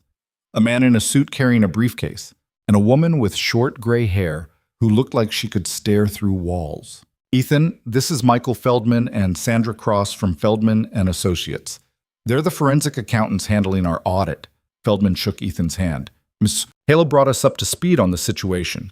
We'll need copies of everything you've compiled. I'll send it over this afternoon. Sandra Cross spoke for the first time, her voice crisp and professional. We'll need more than digital files. We need server access, backup archives, deleted file recovery. If money's been moved, we'll find it. But we need your full cooperation. You'll have it, Victoria said. Whatever you need, whenever you need it. This company has been compromised, and I want to know exactly how deep it goes. The meeting lasted 2 hours. By the time Feldman and Cross left, it was after 3. Ethan was exhausted, running on coffee and adrenaline. His brain overloaded with financial terms and legal procedures he barely understood. Victoria stood at her windows, staring out at the city. It's happening. Sterling threatened you. Torres is deleting evidence. Weiss looks like he's about to confess just to end the anxiety. They're falling apart. What if they run? They won't. Too much money at stake. They'll fight. She turned to face him. How's Lily? The question caught Ethan off guard. She's fine. Why? Because your daughter's safety is important. If things escalate, if Sterling decides to go after you through her, I need to know you have protection in place. Ethan felt ice settle in his chest. You think he'd threaten a child? I think desperate men do desperate things, and Sterling's running out of options. Victoria walked to her desk and pulled out a business card. This is Connor Hayes, Private Security, former Secret Service. If anything happens, if anyone approaches Lily or makes you uncomfortable, call him immediately. I've already briefed him on the situation. Ethan took the card, his mind reeling. This was real. This wasn't just corporate fraud or financial crimes. This was actual danger, the kind that could touch his daughter. I should pull out. This is too risky. That's your choice. I won't force you to stay. Victoria's voice was gentle but firm. But if you leave now, Sterling wins. The merger goes through, he takes control, and everyone who helped him steal from this company gets away with it, including the people who broke into my house last night. Ethan looked at the card in his hand. Connor Hayes, Private Security. Protection for Lily. Protection he couldn't afford on his own. Okay, he said quietly. We finished this. Victoria nodded. Then we need to move faster. The next transaction is scheduled for the 15th, 3 days from now. If we can catch them in the act, document the transfer, trace where the money goes, we'll have everything we need. How do we do that? We set a trap. Victoria pulled up a file on her computer. I'm going to authorize a large transfer, $10 million. Legitimate company funds, moving to a legitimate account for legitimate business purposes. But I'm going to route it through the same system they've been using to launder money. You're using yourself as bait. I'm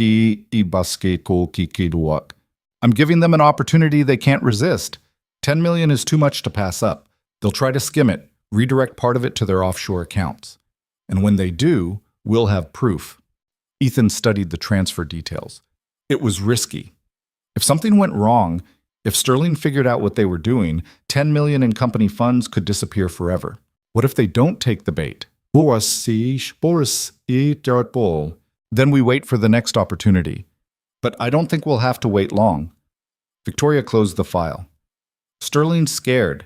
He threatened you, which means he's making emotional decisions instead of strategic ones.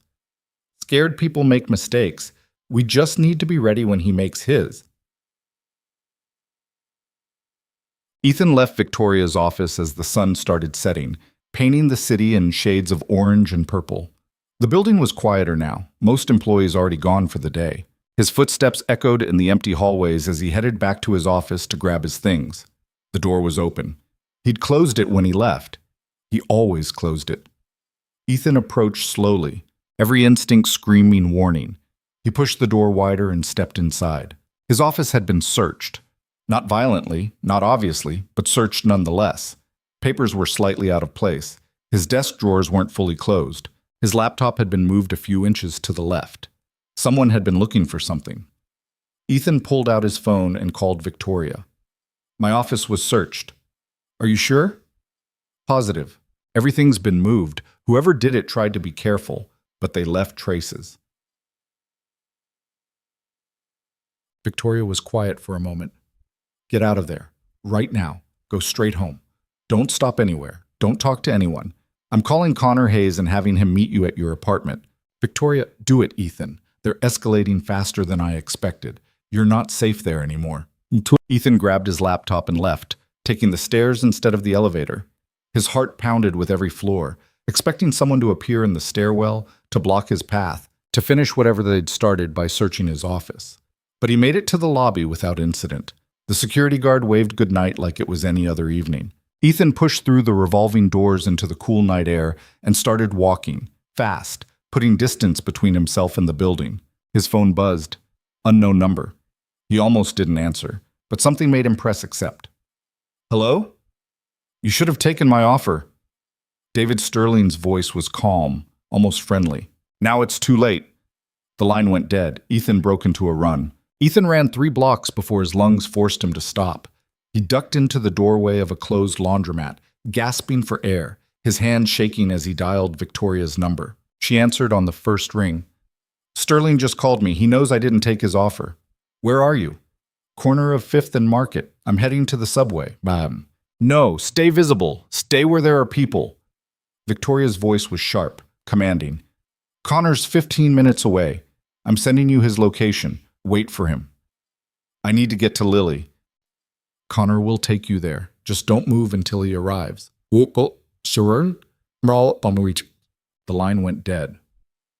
Ethan's phone buzzed with a location pin, a blue dot moving toward him through the city grid. He pressed himself against the doorway, watching the street. Cars passed. A few people walked by, absorbed in their phones. Everything looked normal. Everything felt wrong. A black SUV pulled up to the curb. The driver's window rolled down, revealing a man in his 40s with close-cropped gray hair and the kind of eyes that missed nothing. Ethan Parker? That's me. Get in. Ethan climbed into the passenger seat. Connor Hayes pulled back into traffic before he'd even closed the door. The man drove with military precision, checking mirrors constantly, taking turns that seemed random but probably weren't. Ms. Hale briefed me on the situation, Connor said. You're getting threats. Your office was searched. Someone's trying to scare you off. It's working. Good. Fear keeps you alert. Complacency gets you killed. Connor turned onto the highway heading east. Tell me about your daughter. Where is she right now? At home with my neighbor, Mrs. Chen. 4th floor apartment. Building has a security door, but the lock's been broken for months. That ends today. I'm installing new locks, security cameras, and a panic button system. Anyone tries to get to your daughter, we'll know about it before they reach the stairs. Ethan stared at him. How much is this costing, Victoria? That's between me and her. Your job is to focus on the investigation and keep your kids safe. My job is to make sure you can do both. Connor merged into the exit lane. After I secure your apartment, I'm staying close. You'll have my number. Anyone approaches you, anyone makes you uncomfortable, you call immediately. Don't try to handle it yourself. They reached Ethan's building 20 minutes later. Connor circled the block twice before parking, his eyes scanning every window, every doorway, every potential threat. When he was satisfied, he nodded. Let's go. Mrs. Chen answered Ethan's knock, her face lighting up when she saw him. Oh, good. You're home. Lily was asking about you. Is she okay? She's fine, doing her homework. Mrs. Chen's smile faded when she noticed Connor. Who's this? A friend. He's helping with some work stuff. Ethan stepped inside. Lily was at the kitchen table, surrounded by math worksheets. She looked up and grinned. Daddy, can you help me with number 7? I don't understand what it's asking. Ethan walked over and kissed the top of her head, his heart rate finally starting to slow. She was safe. She was here. Everything else could wait. Connor did a sweep of the apartment, checking windows and doors with professional efficiency. Then he pulled Ethan aside. I'm going out to get equipment. New deadbolts, cameras, sensors. I'll be back in an hour to install everything. Until then, keep the door locked and don't answer for anyone you don't know. After Connor left, Ethan helped Lily with her homework, trying to focus on fractions, and word problems while his mind kept replaying Sterling's phone call. The calm voice, the casual threat, the certainty that he'd already won. Mrs. Chen left after Lily finished her worksheets. Ethan made dinner, something simple with pasta and the vegetables he'd actually been able to buy now that he had a paycheck. Lily chattered about school, about a science project she wanted to do, about her friend Emma who'd gotten a new puppy. "Can we get a puppy, Daddy? Maybe someday." "You always say that."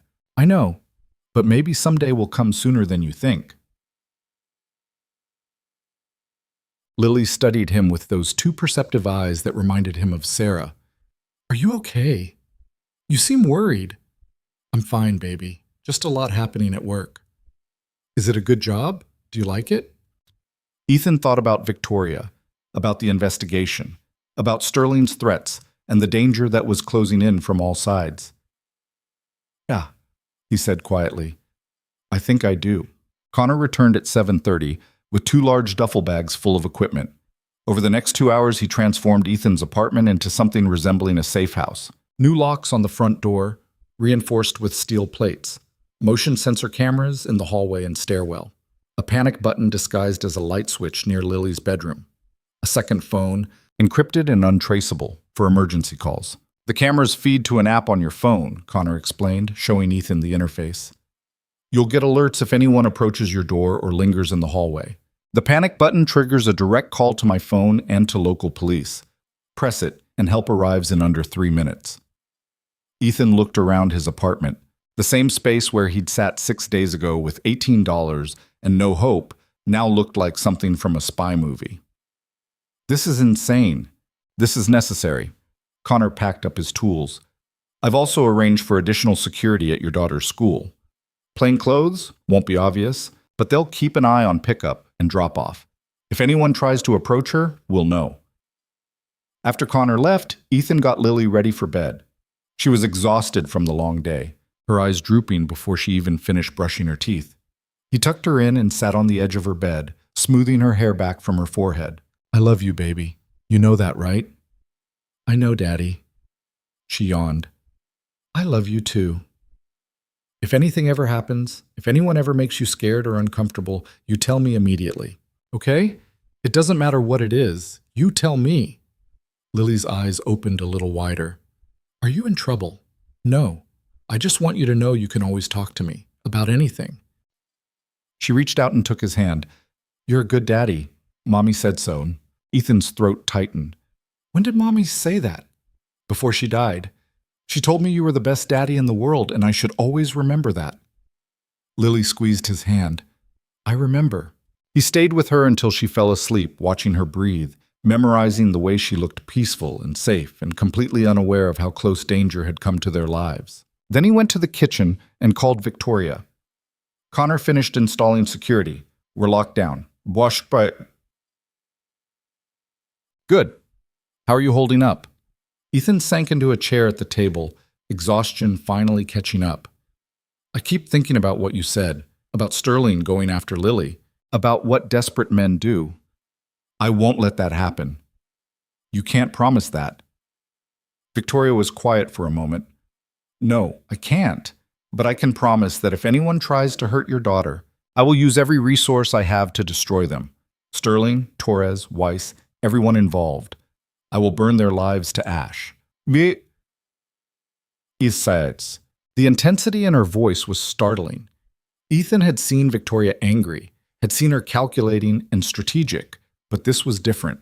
This was personal. "Why are you doing this?" he asked. "You could just pay them off. Make the problem go away. Why risk everything to fight them?" "Because 3 years ago, someone tried to take my company from me, my father's company, the business he built from nothing." Victoria's voice softened slightly. "He died when I was 25, heart attack. Everyone said I was too young to run Hale Industries, that I should sell and take the money. But I didn't. I fought for it. I bled for it. And I'm not letting David Sterling steal what my father built just because he thinks I'm weak." Ethan understood that. The need to prove yourself. The refusal to let someone take what you'd fought for. "What was your father like?" "Difficult, demanding. He expected perfection and accepted nothing less." She paused. "But He believed in me. When everyone else saw a spoiled rich girl playing at business, he saw someone who could lead. I can't let him down, even if he's gone. He'd be proud of you, Sachi. I hope so. Victoria's tone shifted back to business. The transfer is set for tomorrow. $10 million moving through the compromised system at exactly 2 in the afternoon. Feldman's team will be monitoring every step. If Sterling or Weiss tries to redirect any of it, we'll have proof. And if they don't take the bait, then we move to Plan B. What's Plan B or what? I'm still working on that. Victoria sighed, the sound carrying exhaustion. Get some sleep, Ethan. Tomorrow's going to be long. But sleep didn't come easily. Ethan lay in bed, staring at the ceiling, listening to the building settle around him. Every creak felt like a threat. Every distant siren made his heart race. He checked the security camera app 6 times before midnight, watching the empty hallway, the silent stairwell, the locked door. At 2 in the morning, he finally drifted off, his dreams full of Sterling's voice and broken mirrors, and Lily running somewhere he couldn't follow. He woke at 6 to his alarm, feeling like he'd barely slept at all. Lily was already up, sitting on the couch in her pajamas watching cartoons. Ethan made breakfast while checking his phone. 3 messages from Victoria, all sent in the last hour. Feldman's team is in position. Sterling arrived early. He's nervous. This is it. Stay alert. Ethan got Lily ready for school, double-checking that Connor's security team was in place before letting her get on the bus. He watched until it turned the corner, then headed to the subway, his new phone heavy in his pocket. Hale Industries felt different when he arrived. The lobby was quieter than usual, fewer people moving through, more security guards visible. Ethan's badge worked on the first try, the turnstile clicking open, but the guard at the desk watched him more carefully than before. On the 28th floor, his office door was locked. He hadn't locked it. Connor must have done it yesterday after the break-in. Ethan unlocked it and stepped inside, immediately checking if anything had been moved. Everything looked untouched. His computer screen lit up with a new email. From Victoria. No subject line. Just 2 words. Conference room. Ethan grabbed his laptop and headed upstairs. The 30th floor conference room was at the far end of the hall, doors closed, blinds drawn. He knocked once, and Victoria opened it herself. Inside were 4 people. Victoria, Michael Feldman, Sandra Cross, and a man Ethan didn't recognize wearing a suit that screamed federal agent. Ethan, this is Special Agent Marcus Liu from the FBI's Financial Crimes Division. Liu shook his hand with a grip that was exactly firm enough to establish authority. Ms. Hale brought me in this morning. She's shown me your evidence. It's compelling. We're coordinating with the FBI? Ethan looked at Victoria. Since when? Since Sterling threatened you directly, that crossed a line. Victoria gestured to the screens mounted on the conference room wall. They showed bank account interfaces, transaction logs, real-time monitoring systems. Agent Liu has been investigating Greenfield Partners for securities fraud. When I told him about Sterling's connection to them, he got very interested. Feldman pulled up a chart on the main screen. Here's what we know. Sterling, Weiss, and Torres have been systematically stealing from Hale Industries for 18 months. Small amounts at first, then escalating. The money flows through shell companies to an offshore account controlled by Greenfield Partners. In exchange, Greenfield has agreed to hire Sterling as CEO once they acquire Hale Industries at a reduced price. Sandra Cross continued the explanation. The attack on Ms. Hale was designed to either kill her or discredit her enough that the board would remove her. With her gone, Sterling takes over, tanks the merger with deliberate mismanagement, and Greenfield swoops in to buy the company for pennies on the dollar. How much have they stolen total? Ethan asked. $7.3 million over 18 months. Feldman pulled up another screen. That's just what we've tracked so far. There's probably more we haven't found. Agent Liu stepped forward. At 2 o'clock this afternoon, Ms. Hale is transferring $10 million through the compromised system. If Sterling or his accomplices attempt to redirect any portion of that transfer, we'll have them on wire fraud, conspiracy, and racketeering. That's 20 years minimum. Victoria stood near the windows, her arms crossed. The question is whether Sterling takes the bait. He knows we're watching him now. He might be too cautious to make a move. Or he might be desperate enough that he doesn't care. Ethan set down his laptop. You rattled him with the audit announcement. You put me in a position of authority that threatens him. He's making emotional decisions. He called me yesterday just to gloat. That's not strategy. That's ego. So you think he'll try it? I think he can't help himself. Ethan looked at the screens, at the monitoring systems waiting to catch a thief in the act. He's been stealing for 18 months without consequences. In his mind, he's untouchable. We're just obstacles to remove. Agent Liu nodded. Then we're set. The transfer initiates at 2. My team will be monitoring from our field office. If we see any irregular activity, any attempt to redirect funds, we move in immediately with warrants. What about Torres? Ethan asked. She controls building security. She could lock us out, trap us in here, do whatever she wants. Already handled. Victoria pulled out her phone and showed him a message. I fired her an hour ago, effective immediately. Security escort out of the building. She's already gone. She's going to warn Sterling. Let her. It'll force him to panic, to make mistakes. Victoria checked her watch. We have 6 hours until the transfer. I want everyone in position by 1:30. Feldman, Cross, you'll be monitoring from this room. Agent Liu, your team coordinates from your office. Ethan, you're with me. If this works, I want witnesses to everything that happens. The next 6 hours crawled by with excruciating slowness.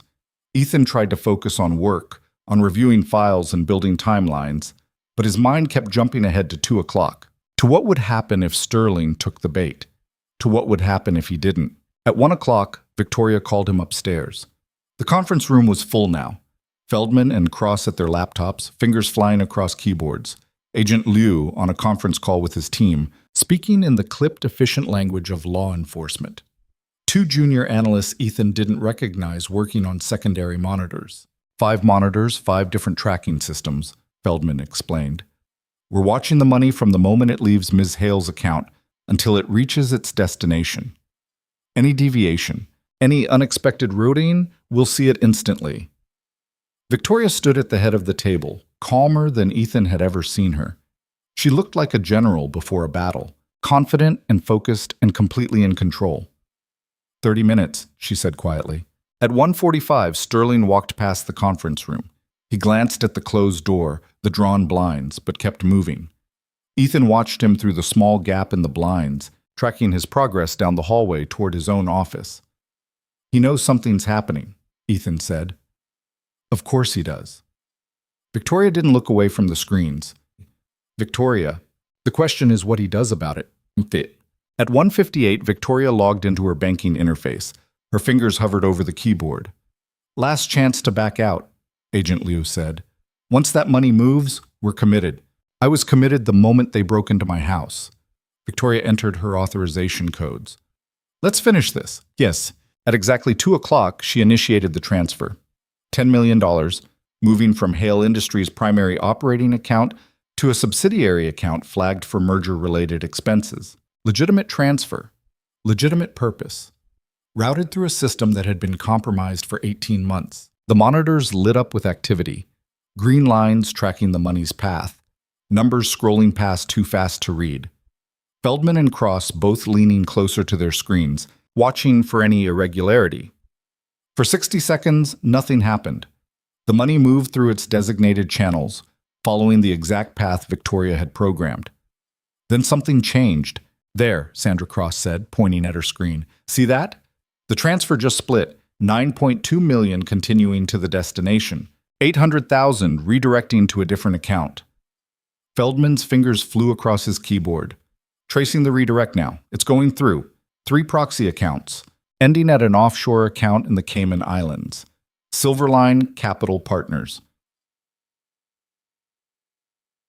That's our proof, Agent Liu said into his phone. We've got active wire fraud in progress. Execute the warrants. Everything happened at once, Agent Liu's team coordinating with local FBI. Feldman documenting every step of the fraudulent transfer. Cross pulling up account records that showed Sterling's name attached to Silverline Capital. Victoria standing perfectly still, watching her trap snap shut. Ethan's phone buzzed. A message from Connor. Federal agents entering the building. They're heading to Sterling's office. They're here, Ethan said. Victoria walked to the conference room window. From the 30th floor, she had a clear view of the building entrance. 3 black SUVs pulled up. Men and women in FBI windbreakers poured out, moving with purpose toward the doors. It's over, she said quietly. But Ethan wasn't watching the FBI. He was watching his phone, where another message had just appeared, from an unknown number. You should have stayed out of this. He showed it to Victoria. Her expression hardened. That's Sterling's number. I recognize it from the call logs. She turned to Agent Liu. He's threatening witnesses. Add it to the charges. Liu was already coordinating with his team. We'll have him in custody within minutes. The conference room door burst open. Catherine stood there, her face pale, her professional composure shattered. Ms. Hale, you need to see this. She held up her tablet. On the screen was a live news feed. The headline made Ethan's blood freeze. Hale Industries CEO Victoria. Hale under investigation for fraud. Victoria grabbed the tablet. The article was already going viral, posted 20 minutes ago to a major financial news site. It claimed Victoria had been embezzling funds, that the merger was a cover-up, that federal investigators were preparing to arrest her for securities fraud. It's all lies, Victoria said, but her voice had lost its certainty. Every word of this is fabricated. It doesn't matter if it's lies. Ethan was already pulling up the article on his phone. It's out there. The stock price is going to tank. The merger partners are going to panic. This is Sterling's endgame. Agent Liu took the tablet and read quickly. This is obstruction of justice, witness intimidation. Sterling's trying to discredit Ms. Hale before we can arrest him. Can you stop it? Victoria asked. Issue a statement? Tell people it's false? Oh, we can, but the damage is already done. Once information like this is public, it takes on a life of its own. Liu's phone rang. He answered, listened for 10 seconds, then his expression went dark. Sterling's gone. He's not in his office. Security footage shows him leaving the building 15 minutes ago. Victoria's calm finally cracked. He knew. He knew exactly when we'd make our move, and he ran. We'll find him, Liu said. We've got his photo out to every airport, train station, and border crossing. He won't get far. But Ethan was thinking about something else. Weiss. Where's Martin Weiss? Catherine checked her tablet. His assistant says he called in sick this morning. He's not in the building. They both ran. Ethan felt sick. They saw the audit team arrive, figured out what was happening, and ran before we could catch them. Victoria walked back to the windows, staring out at the city. We have the evidence. We have the proof. But if Sterling and Weiss are gone, if they've disappeared into some country without extradition treaties, then we've won the battle, but lost the war, Feldman finished quietly. The conference room fell silent. On the monitors, the stolen $800,000 sat in the Cayman Islands account, documented and traced and completely useless if the men who stole it were beyond the law's reach. Ethan's phone rang. Connor. I'm at your building. There's a car parked across the street. 2 men inside watching your apartment. They've been there for 20 minutes. Ethan's entire body went cold. Lily's at school. She's safe. For now, but these guys look professional. They're not moving, just watching, waiting for something. I'm coming home. No, stay where you are. I've got this covered. Just wanted you to know the situation.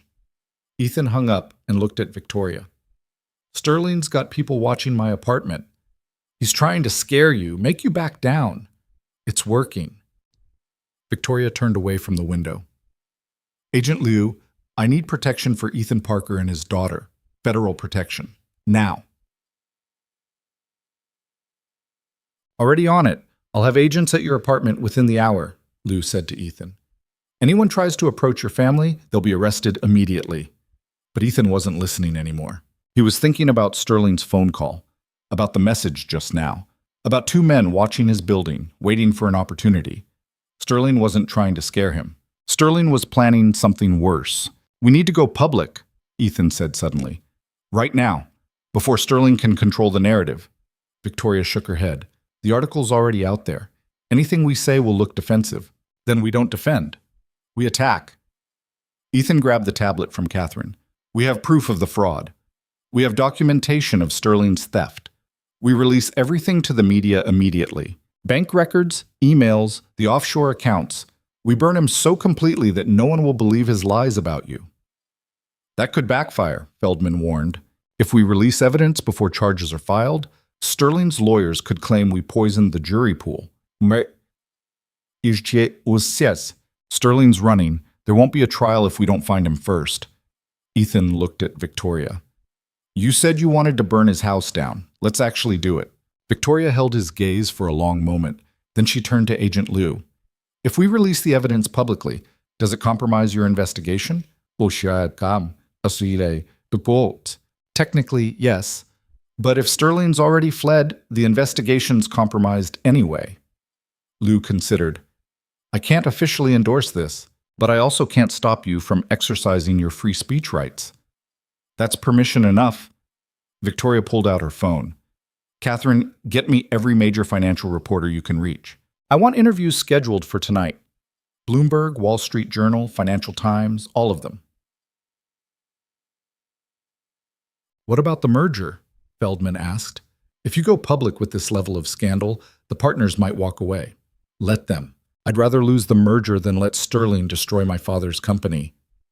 Victoria's voice was steel. We're done playing defense. From now on, we attack. The next hour was chaos. Catherine coordinating with reporters. Feldman and Cross preparing documentation packages. Agent Liu liaising with his superiors. Victoria drafting a statement that laid out every crime Sterling had committed in clear, undeniable language. Ethan stood at the window, watching the city and thinking about the two men outside his apartment. About Lily at school. Protected by Connor's team, but still vulnerable. About how quickly everything had escalated from corporate fraud to actual danger. His phone rang again. Mrs. Chen. Ethan, there are strange men asking about you. They came to my door 20 minutes ago. Said they were from your work, that they needed to deliver some papers. What did you tell them? I told them you weren't home, and I don't know when you'll be back. They left, but I saw them get back into a car across the street. They're still there. Mrs. Chen, I need you to do me a favor. Pack a bag for yourself and go stay with your sister. Right now, don't tell anyone where you're going. Ethan, what's happening? Are you in trouble? I'm handling it, but I need you safe. Please, just go. After she hung up, Ethan called Connor. 2 more men just approached my neighbor. This is escalating. FBI's 5 minutes out. Once they arrive, I'm clearing the building. Anyone suspicious? They're getting detained. Connor paused. Your daughter's bus gets back to the neighborhood in 40 minutes. I've got a team ready to intercept and take her to a safe location. Where? Better if you don't know yet. Operational security. I'll send you the address once she's secure. Ethan wanted to argue, wanted to demand to know where his daughter was being taken, but he understood the logic. If Sterling had people watching his apartment, they might be listening to his calls. Victoria appeared at his elbow. The first interview's in 2 hours. Bloomberg's sending a crew here. We're doing this live. Are you ready? No, but I'm doing it anyway. She looked exhausted, the stress finally showing through her usual polish. Sterling's trying to destroy everything. My company, my reputation, my father's legacy. I can't let him win. You won't. You don't know that. I know you gave a stranger your security codes to find me. I know you hired me when I had nothing. I know you've been protecting my daughter without asking for anything in return. Ethan met her eyes. Sterling thinks he's fighting a weak woman. He has no idea what's about to hit him. Something shifted in Victoria's expression. For just a second, the armor cracked and he saw the person underneath. Scared, exhausted, but still fighting. Thank you, she said quietly, for not walking away when this got dangerous. I told you before, I'm not going anywhere. The rest of the afternoon blurred together. Victoria's interview with Bloomberg went live at 4 o'clock. She sat in her office, composed and direct, laying out the evidence of Sterling's fraud with devastating clarity. She showed the bank records, the deleted emails, the offshore accounts. She named names and cited numbers and didn't flinch when the reporter asked if she was afraid of legal retaliation. I'm afraid of what happens if good people stay silent, Victoria said. David Sterling stole from this company. He attacked me. He threatened my employees. And I'm not going to let him hide behind lawyers and offshore accounts while pretending to be a victim. By 5 o'clock, the story was everywhere. Every major financial outlet picked it up. Social media exploded with commentary. The stock price of Hale Industries dropped 15%, then recovered 10 as investors realized Victoria was fighting back, not folding. At 5:30, Connor called with an update. Your daughter's secure. FBI took over the watch on your building. The 2 men in the car tried to leave and got arrested. They're being questioned now. Where's Lily? Safe house in the suburbs. Federal protection. I'm with her now. She's fine. Watching TV and asking when you're coming. Tell her I'll be there as soon as I can. One more thing. The men they arrested? They're not talking, but they had cable ties, duct tape, and chloroform in the car. This wasn't surveillance. This was a kidnapping team. Ethan had to sit down. The room spun slightly. Sterling had been planning to take Lily, to use her as leverage, to force Ethan to back down by threatening his daughter. Are you okay? Connor asked. No, but I will be. Ethan took a breath. Keep her safe. That's all that matters. After hanging up, he found Victoria in her office. She was on the phone with her lawyers discussing next steps, legal strategy, damage control. She saw him and ended the call. Lily, safe. Federal protection. Sterling had a kidnapping team watching my building. Victoria's face went pale. He was going to take your daughter. Yeah. I'm sorry, I never thought. Don't. Ethan cut her off. This isn't your fault. This is Sterling being exactly who he is. A criminal willing to hurt a child to save himself. Victoria stood and walked to the windows. The sun was setting, painting the sky in shades of red and orange. Agent Liu called. They found Martin Weiss trying to board a flight to Singapore. He's in custody. He's already talking, trying to cut a deal. What about Sterling? Still missing, but Weiss gave them the name of Sterling's contacts at Greenfield Partners. By tomorrow, the whole conspiracy falls apart. We won. We survived. Victoria turned to face him. Winning would mean Sterling in handcuffs. Until that happens, this isn't over. A knock on the door interrupted them. Catherine stepped in, her expression grim. Miss Hale, you need to see this. She held up her tablet. Another news article, just posted. But this one wasn't about the fraud or the investigation. This one was about Victoria's past, a sealed juvenile record that had somehow been leaked. Details about her father's death, about fights with the board, about mistakes she'd made in her 20s. How did they get this? Victoria took the tablet, her hand shaking slightly. These records were sealed, legally protected. Sterling, Ethan said. He's burning everything on his way down. If he can't win, he's going to destroy you anyway. Victoria read the article, her face going pale. Some of this is true. Some of it's twisted. But it doesn't matter. The damage is done. By tomorrow, every board member will be calling for my resignation. So we fight back again. With what? Victoria set down the tablet. He's released information I can't disprove. My past is my past. I can't change it. Then own it. Ethan stepped closer. You made mistakes. So what? Everyone does? But you didn't steal from your own company. You didn't drug anyone. You didn't try to kidnap a 7-year-old girl. Sterling did. And no amount of mud he throws at you changes that. Victoria stared at him for a long moment. Then she picked up her phone. Catherine, schedule another interview tonight. I don't care which outlet. I'm going to tell my story, all of it, before Sterling can twist it into something it's not. The second interview happened at 8 o'clock. Victoria sat in the same chair, but this time she wasn't composed. She was raw, honest.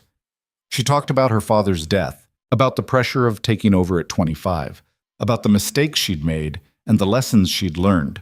I'm not perfect, she said to the camera. I never claimed to be, but I'm trying to do right by the people who work for me, by the company my father built, and I won't apologize for fighting against people who want to steal it. By 9 o'clock, the narrative had shifted again. Social media rallied behind Victoria. Board members started issuing statements of support. The merger partners confirmed they were still committed. Sterling's plan was falling apart. At 10 o'clock, Ethan finally left Hale Industries. Connor picked him up and drove him to the safe house, a nondescript suburban home 40 minutes outside the city. Federal agents were stationed outside. Inside, Lily was asleep on a couch, wrapped in a blanket, her stuffed elephant clutched to her chest. Ethan sat beside her and gently brushed her hair back. She stirred, blinking awake. Daddy? Hey, baby, I'm here. She sat up and hugged him fiercely. The nice man said we're on an adventure. Is it a good adventure? Yeah, it's a good adventure. Ethan held her close, breathing in the familiar smell of her shampoo. Everything's going to be okay. And for the first time in days, he actually believed it. Sterling was arrested 3 days later at a private airfield in Arizona, trying to board a chartered jet to Mexico. Agent Liu called Victoria personally with the news. She was in her office when she got it, Ethan sitting across from her reviewing the final audit reports. She put the phone on speaker. We got him. 2 of my agents spotted him at the airfield. He tried to run. Didn't get far. Victoria closed her eyes for a moment. Thank you. Weiss is cooperating fully. He's giving us everything. Names, dates, account numbers. We've also arrested 3 executives at Greenfield Partners. The whole conspiracy's unraveling. Lou paused. You should know, Sterling's already asking for a deal. His lawyers are claiming he was pressured, that he was just following orders. From who? From you. Ethan sat forward. That's insane. It's desperate, and it won't work. We have too much evidence proving Sterling orchestrated everything. But be prepared for his legal team to attack you publicly. They're going to throw everything at the wall and see what sticks. After Lou hung up, Victoria stood and walked to her windows. It had become her ritual over the past week, standing in that exact spot, looking out at the city while processing whatever new crisis had emerged. He's going to claim I forced him to steal? She laughed, but there was no humor in it. After everything he did, he's going to play victim? Let him try. Nobody's going to believe it. Ethan closed his laptop. The evidence is overwhelming. Weiss is testifying against him. The offshore accounts are in his name. He broke into your house. He tried to have Lily kidnapped. His lawyers can spin whatever story they want. The facts don't lie. Victoria turned away from the window. She looked tired. The past week had aged her. The stress had carved lines around her eyes that hadn't been there before. When does this end? When do we get to stop fighting? When Sterling's in prison, when the merger closes, when you can run your company without looking over your shoulder. Ethan stood up. But you're not alone in this fight anymore. You've got the FBI. You've got the board. You've got me. Something flickered across Victoria's face. She opened her mouth to say something, then stopped. The moment stretched between them, heavy with words neither of them seemed ready to speak. Catherine knocked and entered without waiting for permission. Ms. Hale, the board's here for the emergency meeting. Victoria straightened her shoulders, the exhaustion falling away as she shifted into CEO mode. Tell them I'll be right there. The board meeting lasted 3 hours. Ethan waited in his office, monitoring the news coverage, watching the stock price fluctuate with each new development. By the time Victoria emerged, it was past 7. She found him still at his desk, surrounded by printouts and coffee cups. They voted unanimously to support the merger, she said from the doorway. And to give me a full vote of confidence as CEO. That's good. They also voted to make your position permanent, Chief of Operations, full executive benefits. You'll report directly to me and have authority over every department. Ethan stared at her. I've been here 2 weeks. And in those 2 weeks, you helped expose a multi-million-dollar fraud, assisted the FBI in bringing down a criminal conspiracy, and kept this company from collapsing. Victoria stepped into his office. The board recognizes value when they see it. So do I. I'm not qualified to run operations for a company this size. Neither was I when I became CEO at 25. We'll figure it out together. She sat down in the chair across from his desk. The merger closes in 2 weeks. After that, everything changes. We'll have new investors, new board members, new priorities. I need people I can trust in key positions. People who won't sell me out the moment things get difficult. What about Sterling's position, his office? Being cleaned out as we speak. I'm converting it into a conference room. I don't want any trace of him left in this building. Victoria was quiet for a moment. How's Lily? Good. She thinks the safe house is a vacation. Connor's team has been great with her. Ethan ran his hand through his hair. We're supposed to go home tomorrow. The FBI says it's safe now that Sterling's in custody. Are you nervous about going back? Terrified. Every time my phone rings, I think it's someone telling me Sterling got out, that there's another threat, that we missed something. Beatrice, he met her eyes. How do you do this? How do you function knowing people want to destroy you? Honestly, most days I don't know. I just keep moving forward because stopping feels like losing. Victoria leaned back in her chair. My father used to say that fear is just information. It tells you where the danger is. It doesn't have to control you. Your father sounds like he was a smart man. He was. He was also lonely. He poured everything into this company and forgot to have a life outside of it. She looked around Ethan's office. I'm realizing I've been doing the same thing, working 16-hour days, sleeping in the office, Treating relationships like business transactions. You're allowed to have a life outside work. Am I? Because it doesn't feel that way. Every time I try to disconnect, something pulls me back. An emergency. A crisis. A betrayal. She stood up. I should let you get home. Lily's probably waiting. Ethan wanted to say something, to acknowledge the moment that kept building between them, but Victoria was already leaving. The door closed behind her, and he was alone again with his coffee cups and printouts. The next morning, Connor drove Ethan and Lily back to their apartment. The building looked the same, but Ethan couldn't shake the feeling that everything had changed. Mrs. Chen met them at the door, her face lighting up when she saw them. Oh, I'm so glad you're safe. I was so worried. We're fine, Mrs. Chen. Thank you for leaving when I asked. My sister was happy to have me, but I'm glad to be home. She looked at Lily. I made cookies yesterday. Would you like some? Lily's face brightened. Yes, please. After Lily disappeared into Mrs. Chen's apartment, Ethan stood in his own doorway, looking at the security cameras Connor had installed. The new locks, the reinforced door. His home had become a fortress. You okay? Connor asked. Just thinking about how different everything is now. 2 weeks ago, I was sitting at a bus stop with $18. Now, I've got federal protection and a 6-figure salary and enemies trying to kidnap my daughter. Life moves fast. Connor handed him a business card. My number, you keep this. Anyone makes you uncomfortable, anyone asks too many questions, you call. The FBI is closing their active protection, but I'm staying available. Victoria's paying you for this, isn't she? Connor just smiled. Take care of yourself, Ethan, and that little girl. She's lucky to have you. But after Connor left, Ethan walked through his apartment, checking every room, making sure everything was as they'd left it.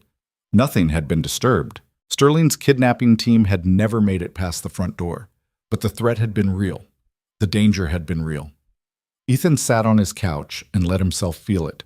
The fear he'd been pushing down for days. The terror of almost losing Lily. The weight of knowing that his choices had put her in danger. His phone buzzed. A text from Victoria. Board meeting tomorrow at 9 a.m. You're first as an executive. Don't be late. Ethan smiled despite himself. Victoria had a way of grounding him, of pulling him back from the edge when his thoughts got too dark. He texted back, I'll be there. The weeks that followed settled into a new kind of normal. Sterling's trial was scheduled for 6 months out. Weiss took a plea deal and agreed to testify against everyone involved. The 3 Greenfield executives were facing charges in federal court. The stolen money was being recovered, traced through the offshore accounts, and returned to Hale Industries. The merger closed on schedule. The new investors brought fresh capital and new energy. The stock price climbed steadily. Victoria's interviews had done more than clear her name.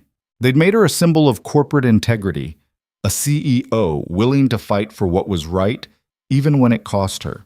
Ethan threw himself into his new role. Chief of Operations meant overseeing everything from supply chain to personnel to facilities management. It was overwhelming. It was exhausting. But it was also engaging in a way his old engineering job had never been. He was building something, fixing broken systems, making a difference. And he was working closely with Victoria. They fell into a rhythm. Morning meetings in her office, reviewing priorities and solving problems. Lunch in the executive dining room, discussing strategy while pretending not to notice how often their conversations drifted to personal topics. Late afternoons spent in his office or hers, the work becoming an excuse to spend time together. Lily noticed before Ethan did. "You smile different when you talk about Ms. Hale," she said one night at dinner. "What do you mean?" "You smile like you do when you talk about Mommy, like you're happy but also sad at the same time." Ethan set down his fork.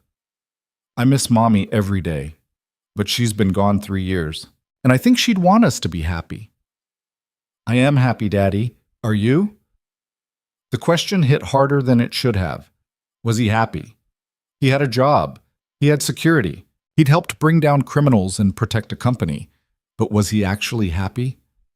"I'm working on it, baby." 3 months after Sterling's arrest, Victoria invited Ethan to dinner. Not a work dinner, not a strategy session, an actual dinner at an actual restaurant, with no laptops or financial reports or legal documents. "I don't know how to do this," she admitted over appetizers. "I haven't been on a date in 4 years. I'm not even sure this counts as a date. What would you call it? 2 colleagues sharing a meal?" "Colleagues don't usually look at each other the way we do." Victoria's cheeks colored slightly. "Is it that obvious?" "To me it is. Probably to anyone paying attention." Ethan set down his menu. "You saved my life, Victoria. You gave me a job when I had nothing. You protected my daughter. I owe you everything. You don't owe me anything. You earned your position. You proved yourself." I'm not talking about the job. I'm talking about the fact that I think about you constantly, that I look for excuses to stop by your office, that I haven't felt this way about anyone since Sarah died. He took a breath. "And I'm terrified because I don't know if you feel the same way or if I'm completely misreading this." Victoria was quiet for a long moment. Then she reached across the table and took his hand. "I bought this restaurant 3 years ago as an investment. I've never eaten here before tonight because eating alone in a place this nice felt too depressing. But when I thought about who I'd want to share it with, who I'd want to know the truth about owning it, you're the only person I could imagine telling." Ethan looked around the restaurant with new eyes. "You own this place?" "I own 17 properties across the city. Restaurants, buildings, investments my father made that I've been managing. But I never wanted to share any of it with anyone because sharing meant trusting. And trust has only ever hurt me." She squeezed his hand. "Until you." "What?" They stayed at the restaurant until closing, talking about everything except work. Victoria told him about growing up wealthy and lonely, about the pressure of inheriting a company at 25, about the failed relationships and broken friendships that had taught her to keep everyone at arm's length. Ethan told her about Sarah, about the grief that still caught him off guard sometimes, about the fear of letting himself feel something for someone new. "I don't want to replace her," Ethan said. "I could never replace her. I'm not asking you to. I'm just asking if there's room for someone new.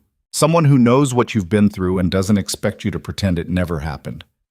"There's room. I'm just scared of messing this up." Victoria smiled. "Then we'll mess it up together." They took it slow. Dinners once a week. Coffee before work meetings. Careful to keep their personal relationship separate from the professional one. The board knew. The executives knew. Nobody cared as long as the company kept performing. 6 months after Sterling's arrest, the trial began. Ethan testified on the second day, walking the jury through the financial evidence, explaining how he'd uncovered the fraud. Sterling's lawyers tried to discredit him, bringing up his termination from Morrison, suggesting he was biased against successful people. "Is it true you were fired for theft?" Sterling's lead attorney asked. "I was framed for theft. There's a difference." "But you were terminated." "I was. And then I helped the FBI arrest the man who framed me, and the man sitting at that table who tried to steal millions from his own company." Ethan looked directly at Sterling. "Being fired doesn't make me dishonest, but stealing $7 million does." The courtroom erupted. The judge called for order. Sterling's attorney moved on to different questions, but the damage was done. Victoria testified on the 4th day. She was calm, precise, devastating. She walked the jury through every crime, every betrayal, every threat. When Sterling's attorney tried to suggest she was motivated by personal vendetta, Victoria didn't flinch. Mr. Sterling drugged me, stole from me, broke into my home, and tried to kidnap an innocent child.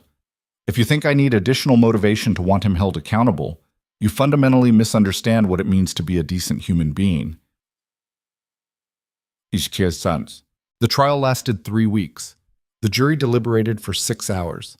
They found Sterling guilty on all counts: wire fraud, racketeering, conspiracy, embezzlement, and attempted kidnapping. The judge sentenced him to 22 years in federal prison. Victoria and Ethan were standing outside the courthouse when the verdict was announced. Reporters swarmed them, shouting questions, but Victoria just held Ethan's hand and smiled. "Justice takes time," she said into the cameras, "but it arrives eventually."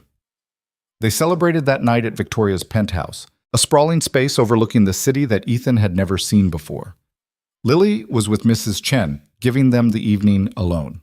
Victoria opened a bottle of wine that probably cost more than Ethan's first car. "To winning," she said, raising her glass. "To surviving," Ethan countered. They drank, and then Victoria set down her glass and walked to the floor-to-ceiling windows. The city spread out below them, millions of lights in the darkness. "I keep thinking about that night at the bus stop," she said quietly. "How terrified I was. How completely lost. And then you appeared with your $18 and your kind eyes and changed everything." Ethan joined her at the window. "I didn't know I was changing anything. I just knew you needed help. That's what makes it matter. You didn't help me because of who I was or what I could do for you. You helped me because I needed help." "That's so rare, Ethan. That kind of uncomplicated kindness." "It wasn't that complicated. You needed money for a cab. I had money. You had $18. That was everything you had, and you gave it to a stranger." Victoria turned to face him. "Do you know what that taught me? That there are still good people in the world. That wealth and power don't define a person's character. That sometimes the most important choices we make cost us everything. I got a lot more back than $18. "Oh, Masin." "So did I." She stepped closer.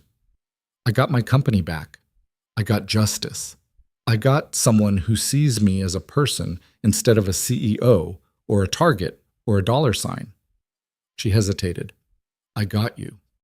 Ethan closed the distance between them. "Is this okay? Us? I don't know, but I'd like to find out." He kissed her, and it felt like something clicking into place. Like a piece of his life he hadn't realized was missing, finally finding its home. They took their time after that. No rushing, no pressure. Victoria met Lily officially, not as Ethan's boss, but as someone important to him. Lily, with her 7-year-old wisdom, accepted this development with minimal fuss. "Does this mean Ms. Hale is your girlfriend? Would that be okay with you?" Lily thought about it seriously. "Is she nice to you?" "Very nice." "Does she make you happy?" "She does." "Then it's okay." Lily went back to her homework, the matter settled in her mind. A year after the night at the bus stop, Ethan and Victoria stood in the same spot where they'd met. The bus shelter looked exactly the same. The liquor store's neon sign still flickered. The city still moved around them, indifferent to their story. "This is where it started," Victoria said, "where you decided to save a stranger." "I didn't save you. You saved yourself. You fought back. You refused to let Sterling win. But we fought back. Together." She took his hand. "I've been thinking about that choice you made, giving away your last $18, and I wonder if you knew what you were starting." "I had no idea. I just knew I couldn't walk away. To say, I saw it. That's the thing about kindness. It ripples. You helped me that night, so I hired you. You helped expose Sterling. We saved the company. The company employs 3,000 people. Those people have families. Those families have futures." Victoria looked up at him. "Your $18 changed more lives than you realize." Ethan thought about that, about the consequences of choices, about how a single moment of compassion could cascade into something bigger than he'd imagined. "What are you thinking?" Victoria asked. "I'm thinking about Sarah, about what she told me before she died, that I was stronger than I thought, that Lily and I would make it." He looked at the bus stop bench. "I didn't believe her. I thought I was falling apart. But she was right. We made it." Not because I'm strong, but because I was willing to keep trying, to keep choosing kindness even when it cost me. Victoria rested her head on his shoulder. I've been thinking about my father, about how he built a company but lost himself in the process, how he never let anyone close because trust felt too dangerous. She was quiet for a moment. I don't want to be like that. I don't want to die alone in an office, surrounded by money but empty of connection. You won't. You have people now. You have me. I do. She pulled back to look at him, which is why I need to ask you something. She reached into her pocket and pulled out a small box. Ethan's heart stopped. This is probably too fast, Victoria said. We've only been together a year by any reasonable standard. This is impulsive and risky and possibly a terrible idea. Victoria, but I've spent my entire life being careful, calculating risks, protecting myself from hurt. And where did that get me? Alone and drugged in the back of a car, running from people I trusted. She opened the box, revealing a simple gold ring. You taught me that sometimes the biggest risks lead to the most important rewards. So I'm taking a risk. Are you proposing to me? I'm asking if you'd consider the possibility. Eventually, when you're ready, if you're ever ready. She laughed nervously. I'm doing this wrong, aren't I? Ethan took the box from her hands. The ring was beautiful, understated, exactly what he would have chosen if the situation were reversed. He looked at Victoria, at this brilliant, complicated woman who'd come into his life when he had nothing and changed everything. Yes, he said. Yes to considering it, or yes to... Yes to all of it, to eventually, to when I'm ready, to forever, if you'll have me. Victoria's eyes filled with tears. Really? Really. He slipped the ring onto his finger. It fit perfectly, because of course it did. Victoria didn't do anything halfway. But you should know what you're getting. I'm not perfect. I'm still grieving Sarah sometimes. I have a 7-year-old daughter who comes first, always. I'm going to mess this up occasionally. I'm counting on it. Perfect people are boring. Victoria kissed him right there at the bus stop where everything had started. We'll mess it up together. They got married 8 months later. A small ceremony with Lily as the flower girl and Mrs. Chen crying in the front row. The board threw them a reception that was elegant without being ostentatious. Connor was there, looking uncomfortable in a suit. Agent Liu came with his wife, celebrating the case that had made both their careers. Ethan stood with Victoria under the pavilion in the garden behind her penthouse, watching the sun set over the city, and thought about the journey that had brought them here. From $18 and a bus stop to this moment. From desperation to joy. From lonely to loved. What are you thinking about? Victoria asked, her hand in his. I'm thinking about choices, about how one decision can change your entire life. Do you regret it? Giving away that money? Not even a little bit. They built a life together after that. Not a perfect life, because perfect lives don't exist outside fairy tales. But a real life, full of work and compromise and the occasional argument about whose turn it was to do dishes. Victoria stepped back slightly from the company, promoting Ethan to president and taking a more strategic role as CEO. She wanted time for Lily, for family dinners and soccer games and the small moments that actually mattered. 2 years after the wedding, they started a foundation, the Last Dollar Fund, dedicated to helping people who'd hit rock bottom. Single parents who couldn't make rent. Families one paycheck from homelessness. People who just needed someone to believe in them when everyone else had given up. We're not trying to save everyone, Victoria explained at the launch event. We're trying to be what Ethan was for me that night. A hand reaching out in the darkness. Proof that kindness still exists. The foundation helped thousands of people in its first year. Single mothers who went back to school. Fathers who found stable employment. Families who avoided eviction and kept their kids fed. Each story was different, but they all had the same core. Someone who'd been given a chance when they thought there were no chances left. Ethan still thought about that night sometimes. About the cold and the fear and the impossible choice. About how close he'd come to walking away. To keeping his $18 and letting someone else solve their own problems. What would have happened if he had walked away? Sterling would have won. Victoria would have lost everything. 3,000 employees would have lost their jobs. and Ethan would still be unemployed and desperate, stuck in that same spiral of rejection and poverty. One choice: $18. Everything changed. On the 5-year anniversary of that night, Ethan and Victoria returned to the bus stop one more time. It was snowing lightly, the city muffled and quiet under a blanket of white. They sat on the same bench where Ethan had counted his money and wondered how he'd feed his daughter. "Do you ever think about alternate timelines?" Victoria asked. "About what would have happened if we'd never met?" "Sometimes, but then I remember I don't believe in alternate timelines. I believe in choices.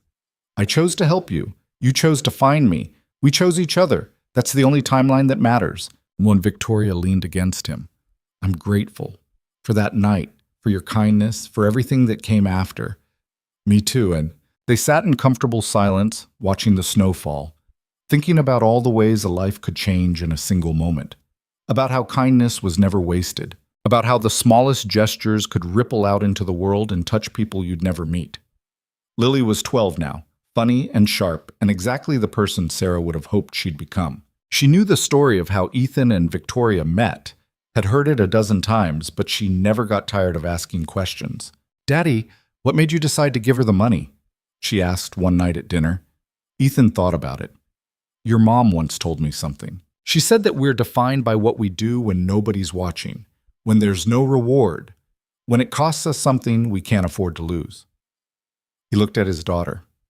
"That night at the bus stop, nobody was watching. There was no reward. It cost me everything I had. But it was still the right thing to do. Because Miss Victoria needed help. Because someone needed help, and I had the ability to help them. That's all that mattered." Victoria smiled from across the table. "Your dad's a better person than he gives himself credit for." "I'm really not. I'm just someone who made one good choice when it counted. But that choice had mattered. That choice had changed everything. Not because $18 was a fortune, but because compassion in the face of desperation was rare and precious and powerful. Years later, when Ethan looked back on his life, he didn't think about the corporate battles or the FBI investigations or the headlines. He thought about that freezing November night at a rundown bus stop. He thought about a terrified woman stumbling out of the darkness. He thought about opening his wallet and making a choice that felt impossible at the time. He thought about how Sarah had been right. He was stronger than he'd known. Strong enough to help a stranger. Strong enough to fight for justice. Strong enough to love again after losing everything. And he thought about the lesson he'd learned, the one he tried to teach Lily as she grew up, that the greatest turning points in life often came from the smallest acts of kindness. That giving, when you had nothing left, was the purest form of generosity. That sometimes the best investment you could make was in another human being's dignity and hope. The $18 didn't just buy Victoria a cab ride home. It bought Ethan a future he'd stopped believing was possible. It bought him love and purpose and a reason to keep fighting when everything seemed lost. It bought him proof that Sarah had been right all along. He was going to make it, he and Lily both. And they did.